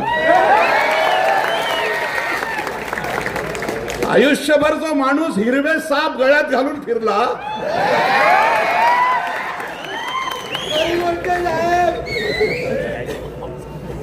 आयुष्यभर ज्याने हिरवे साप गळ्यात घातले, त्या भैयाच्या गळ्यामध्ये हा भगवा शिवसेनेचा आणि हा शिवरायांचा कधी शोभून दिसणार नाही.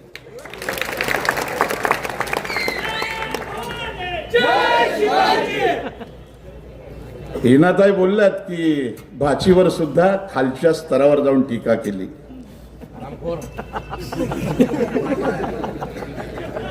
म्हणजे खरं तर सांगू का कि सांपों के मुकद्दर में अब वो जहर कहां,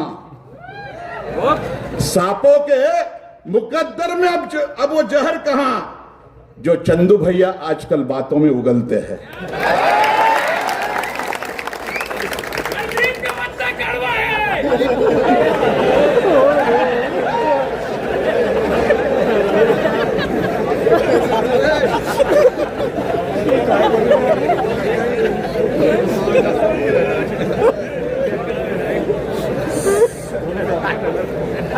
अरे ही काय भाषा आहे तुमची?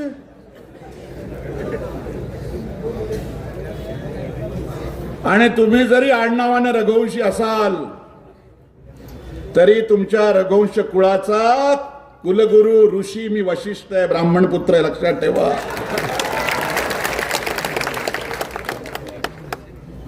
अरे तुम्ही तुमचं काम करा, तुमच्या पक्षाचं करा, आम्ही आमचं काम करतोय। काही आहेत ना आमचे पण भडवे मॅनेज झालेले।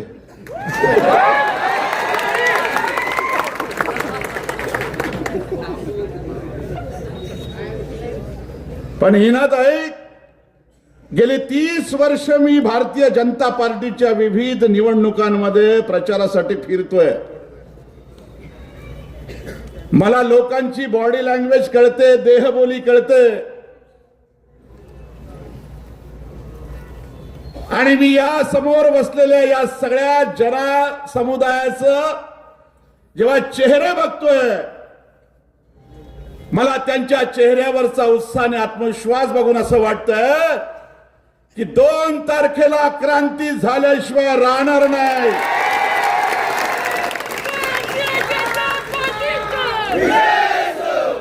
प्रभू रामचंद्राला आपलं दैवत मानणाऱ्या पक्षाचेच कार्यकर्ते नगरसेवक आणि नगराध्यक्ष बनतील, हा उत्साह मला लोकांच्या मनामध्ये आणि बोलण्यातून जाणवतो।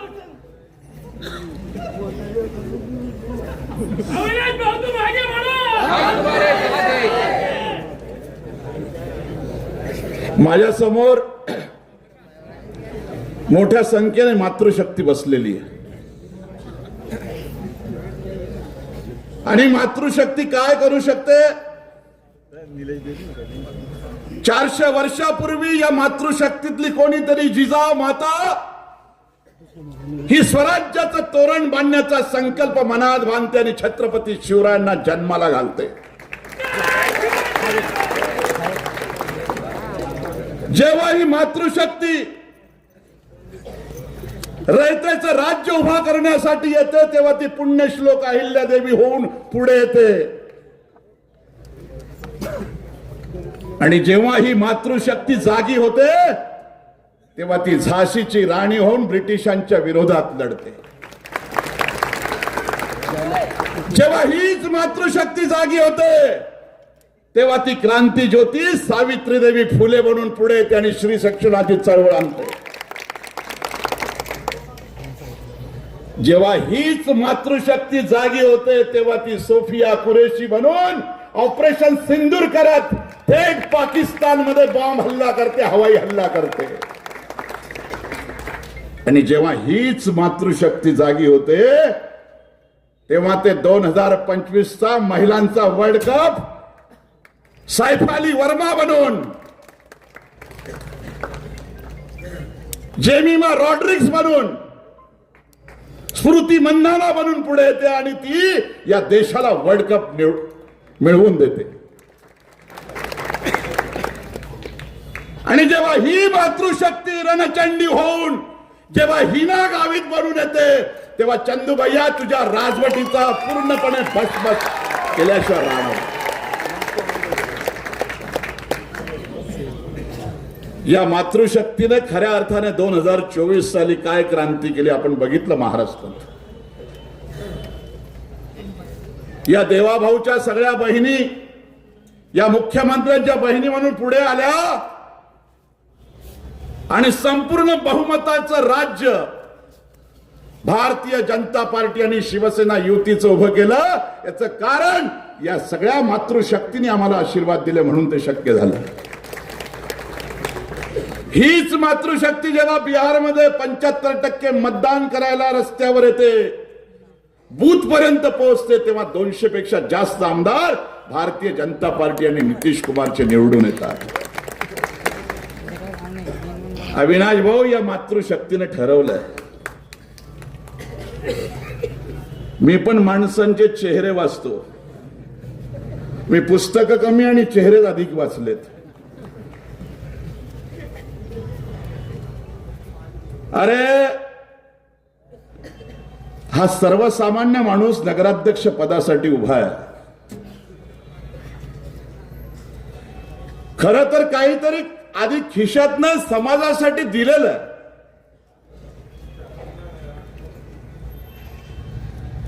आणि देण्याची दानात असलेला माणूस आहे.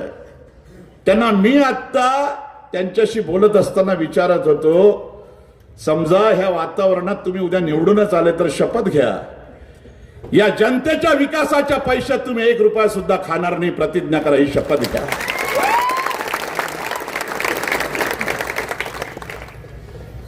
आणि जो माणूस 2-4 कोटी रुपयाची जागा देऊन टाकतो पक्षासाठी, तो काय या नगरपालिकेतले पैसे खायलो.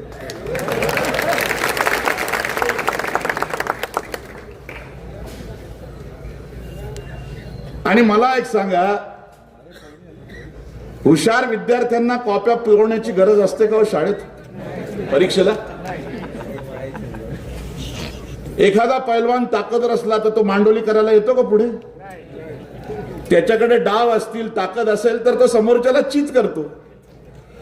पण तुम्ही या नगरपालिकेच्या निवडणुकीत किती लोटांगण घातले त्या विजय गावित साहेबांच्या पायावर बिनविरोध करण्यासाठी. तुम्ही जर 25 वर्ष शहराचा विकास केलाय, प्रत्येक माणसाचा तुमच्या नेतृत्वावर विश्वास आहे,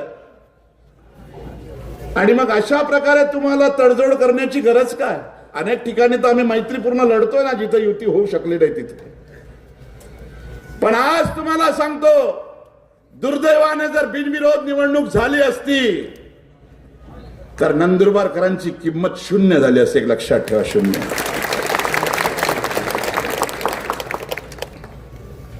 हे डॉक्टर विजयकुमार गावित नावाचा हा एक मजबूत खांब, हा पिलर जोपर्यंत या नंदुरबार मध्ये आहे, तोपर्यंत नंदुरबारच्या जनतेचा बाल सुद्धा बाका होणार नाही. लक्षात ठेवा.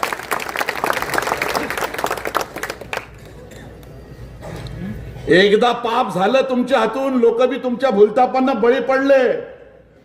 आज नाही तर हिनाताई गावित इथे भाषण करताना माजी खासदार त्यांचा उल्लेख करावा लागला नसता, केंद्रीय मंत्री नामदार हिनाताई गावित असा उल्लेख करावा लागला असता.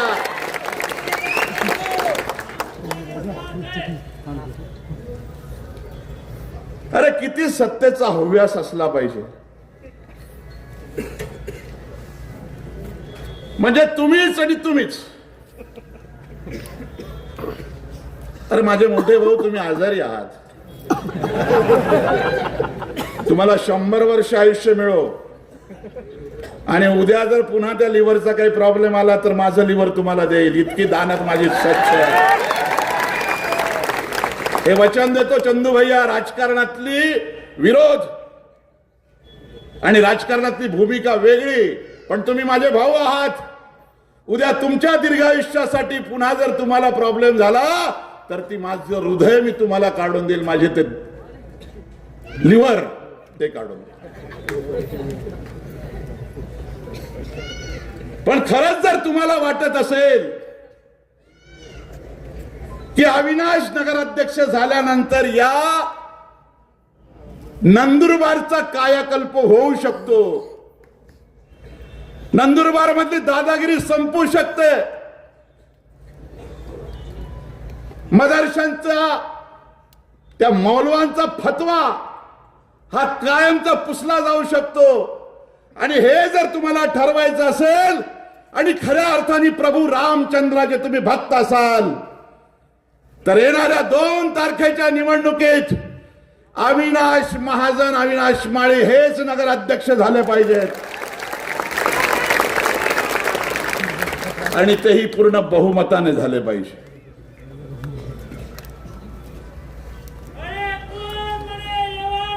येवा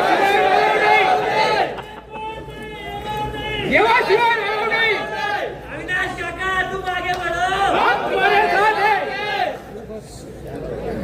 आता जनतेचा उत्साह ताई असा आहे, पाणी दे ना ते साधं,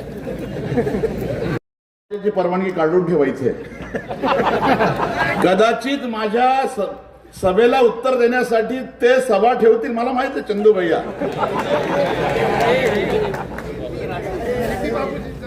बहुत बोल के गया रे दाढ़ी वाला, इसकी मागा अभी भी आया था काले कपड़े पहन के.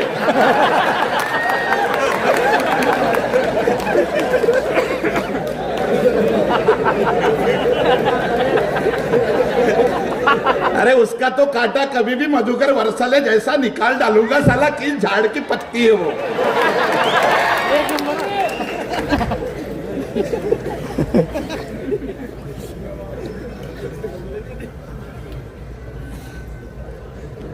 अत्यंत धूर्त डावख्या माणूस आहे, डावख्या. म्हणजे मी काँग्रेसच्या खूप दिग्गज नेत्यांच्या विरोधात पक्षाची भूमिका मांडली आहे. अगदी दाजीसाहेब रोहिदास पाटील त्यांनी जर माझा काटा काढायचा ठरवला असता तर कधीच माझे म्हणजे माझ्या समाधीवर बाबळे उगवले असते. पण मोठ्या मनाची लोक होती हो ही. पण हा माणूस खरंच कमाल आहे. वो एक शेर है ना, गेल्या वेळेस मी म्हटलं होतं, सांगितलं होतं तुम्हाला की बने है जब से हकीम कुछ लड़ाई बेचने वाले, बने हैं जब से हकीम कुछ लड़ाई बेचने वाले, जनाजे बेचते हैं चारपाई बेचने वाले. बने हैं जब से हकीम कुछ लड़ाई बेचने वाले, जनाजे बेचते हैं चारपाई बेचने वाले. और इस चंदू भैया की अदाकारी पे मत जाना, इस चंदू भैया की अदाकारी पे मत जाना. ये हलवाई है जहरीली मिठाई बेचने वाले, ये हलवाई है जहरीली मिठाई बेचने वाले.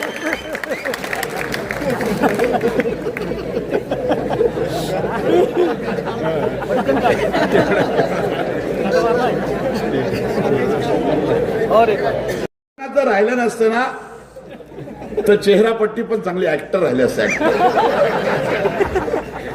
आणि समजा हिरोचं काम नाही मिळालं पण व्हिलनचं तर नक्की भेटलं असतं.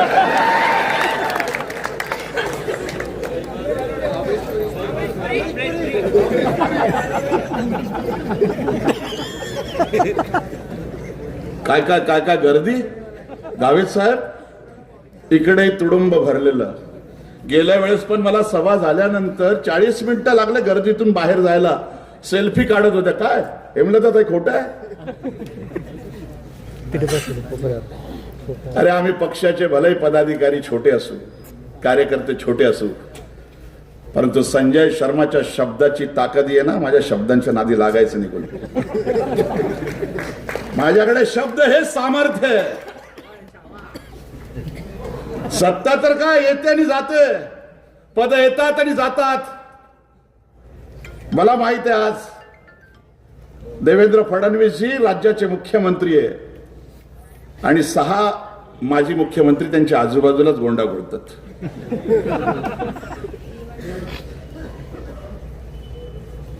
काय पद गेल्यानंतर कोण विचारतो तुम्हाला?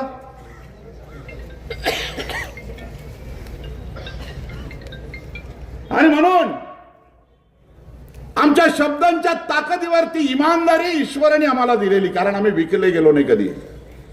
तुम्ही उद्या बोलाल पिछले टाइम से बड़ा पॅकेज था. भैया मी पण 2-3 कोटीचं घर आहे माझं, बंगला, 5-50 एकर जमीन आहे माझ्याकडे. नाही जास्त तर मी पण 30 लाखाची कार घेऊन फिरतो. आणि 7 कन्या माझ्या घरात, त्यांचे लग्न धामधुमीत करणार आहे. म्हणजे एवढा सक्षम आहे मी. अरे मी जे आलो ना, कुठल्या नेत्याचे पाय चाटायला आलो नाही, लांगुल चालन करायला आलो नाही. कधीच आयुष्यात 1 रुपयाचं पत्र ना हिनाताई गावित कडून ना विजयकुमार गावितांकडून मागितलं. मी आलोय फक्त अटल बिहारी वाजपेयींचं कमळ घेऊन.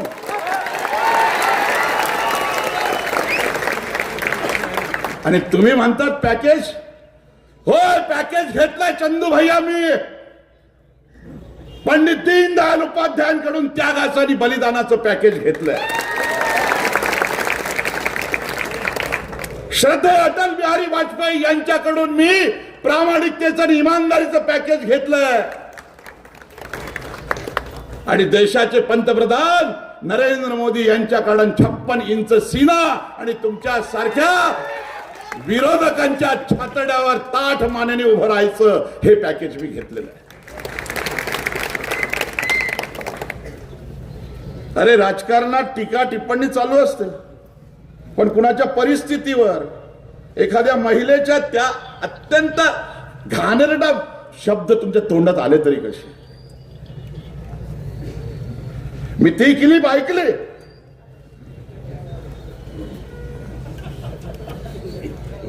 मासिक संतुलन करा झालंय सर.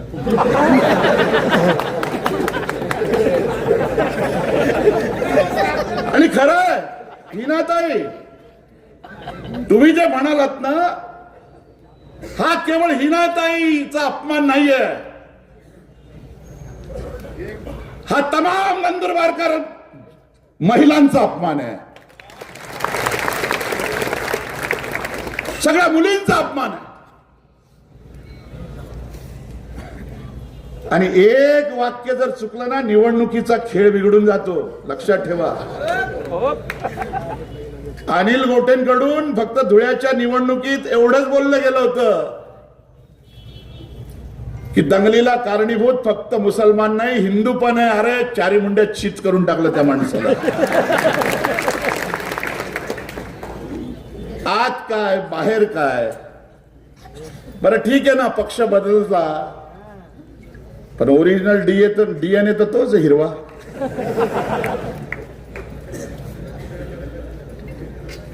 अरे मला पक्षाने काहीच दिलं नाही, सन्मानाचं पद दिलं नाही, सत्तेचं तर जाऊ द्या, तरी सुद्धा 30 वर्षात मला कधी पक्ष बदलायची मनामध्ये चुकूनही इच्छा झाली नाही.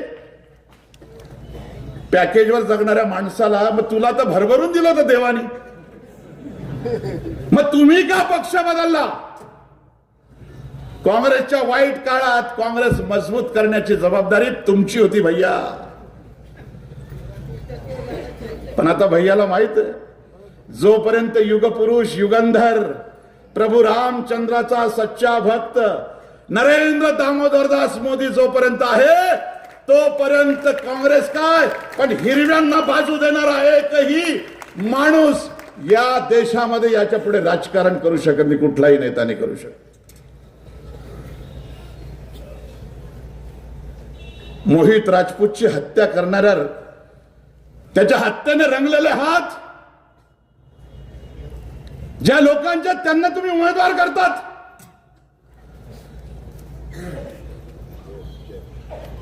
एक खून पचवला तुम्ही 25 वर्षापूर्वी मधुकरचा.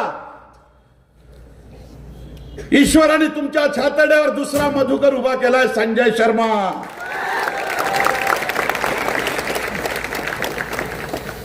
आणि आता आत्ताच नाही, यापुढे जिथे जिथे तुमच्याशी राजकीय लढाई असेल, मी प्रत्येक सभेत येणार म्हणजे येणार.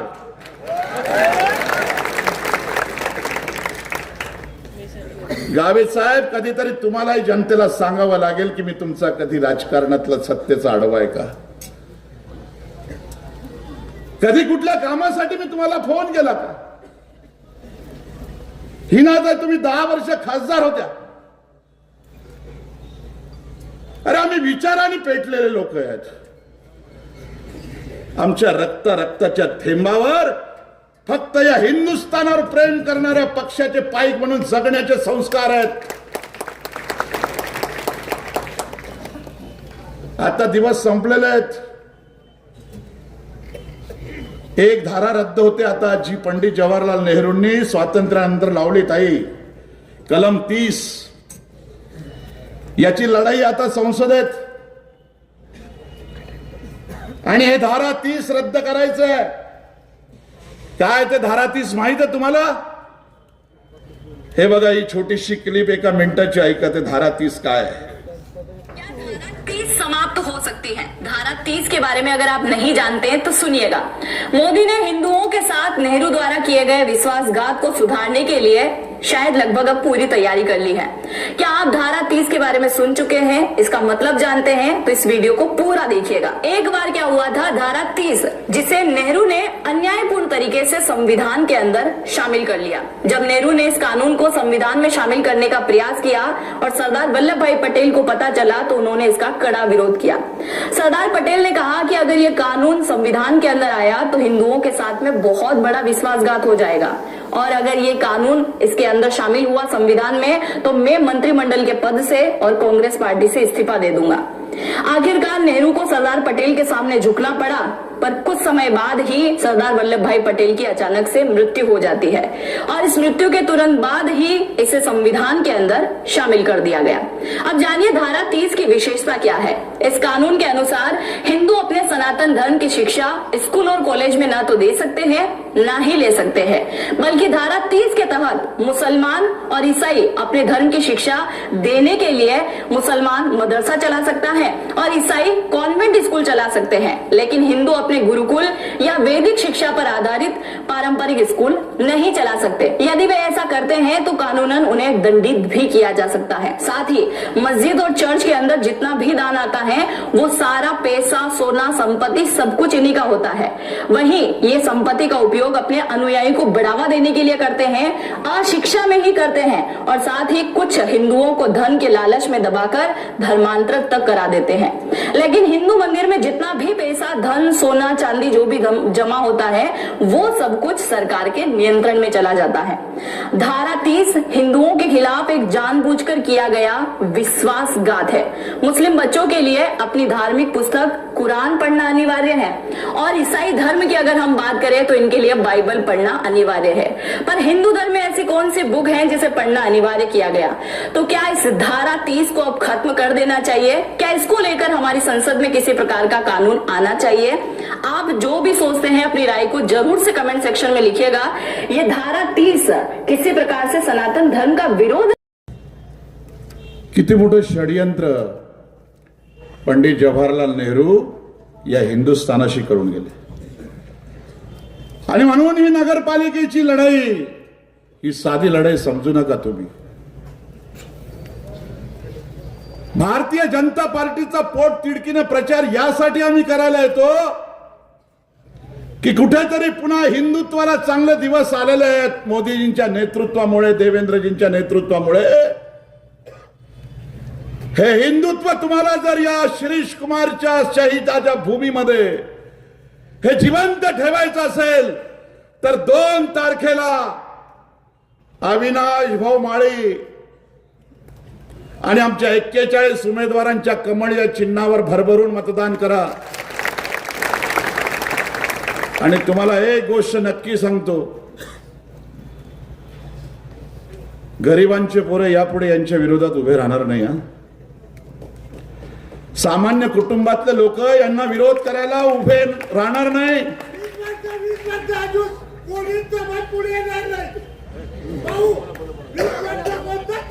गावित साहेब, तुम्हाला परमेश्वर दीर्घायुष्य देवो आणि हिनाताई तुमच्यासारखी रणचंडीने पुन्हा एकदा खासदार हो।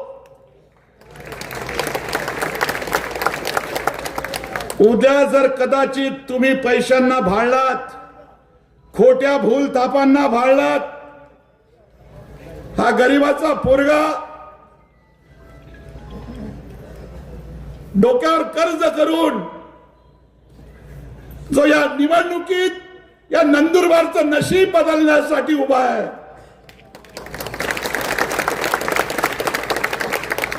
यापुढे गरीबाची मुलं राजकारणात उभी राहणार नाहीत।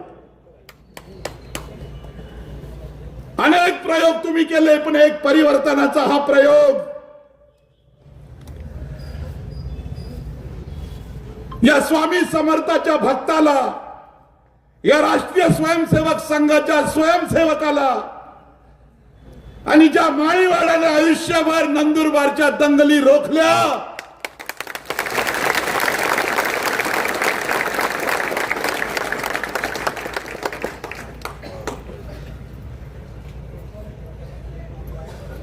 त्या माळी समाजाच्या सुपुत्राला निवडून देण्याची जबाबदारी तुमची आहे. शपथ घ्या प्रभू रामचंद्राची, एक निवडणुकीत यांच्या पैशाला हात नाही लावला तर काय तुमचं आयुष्य बदलून जाणार नाही आणि बिघडून जाणार नाही.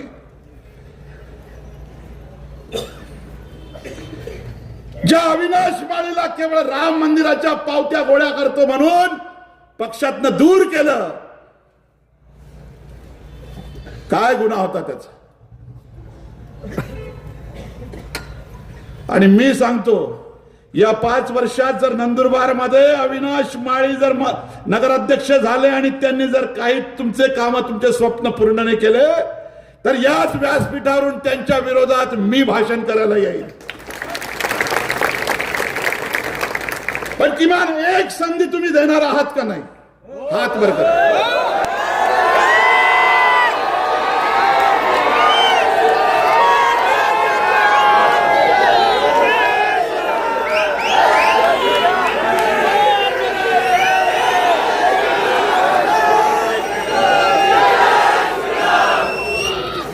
स्वप्न मी बघितलंय आज सकाळी, सर्वत्र 3 तारखेनंतर गुलाल उधळला, जसा तुम्ही विजयकुमार गावितांचा उधळला होता ना. आणि तो गुलाल हिरवा नाहीये, भगवा आहे. आणि त्या गुलाल वरून मला एक शेर आठवला, जब मैंने नजर उठा के देखा तो हर तरफ गुलाल ही गुलाल है. जब मैंने नजर उठा के देखा तो हर तरफ गुलाल ही गुलाल है. अरे विधानसभा में तेरी शान गई, अभी नगर पालिका में भी तेरा बहुत बुरा हाल है. जब मैंने नजर उठा के देखा तो हर तरफ गुलाल ही गुलाल है. अरे विधानसभा में तो तुम्हारी शान गई, लेकिन नगर पालिका में भी बहुत बुरा हाल है. डरो मत लोगों, आपके पीछे खड़ी है भारतीय जनता पार्टी की ढाल है. और इस चुनाव में चंदू भैया तुम्हें हराना ये नंदुरबार करो की बहुत बड़ी चाल है.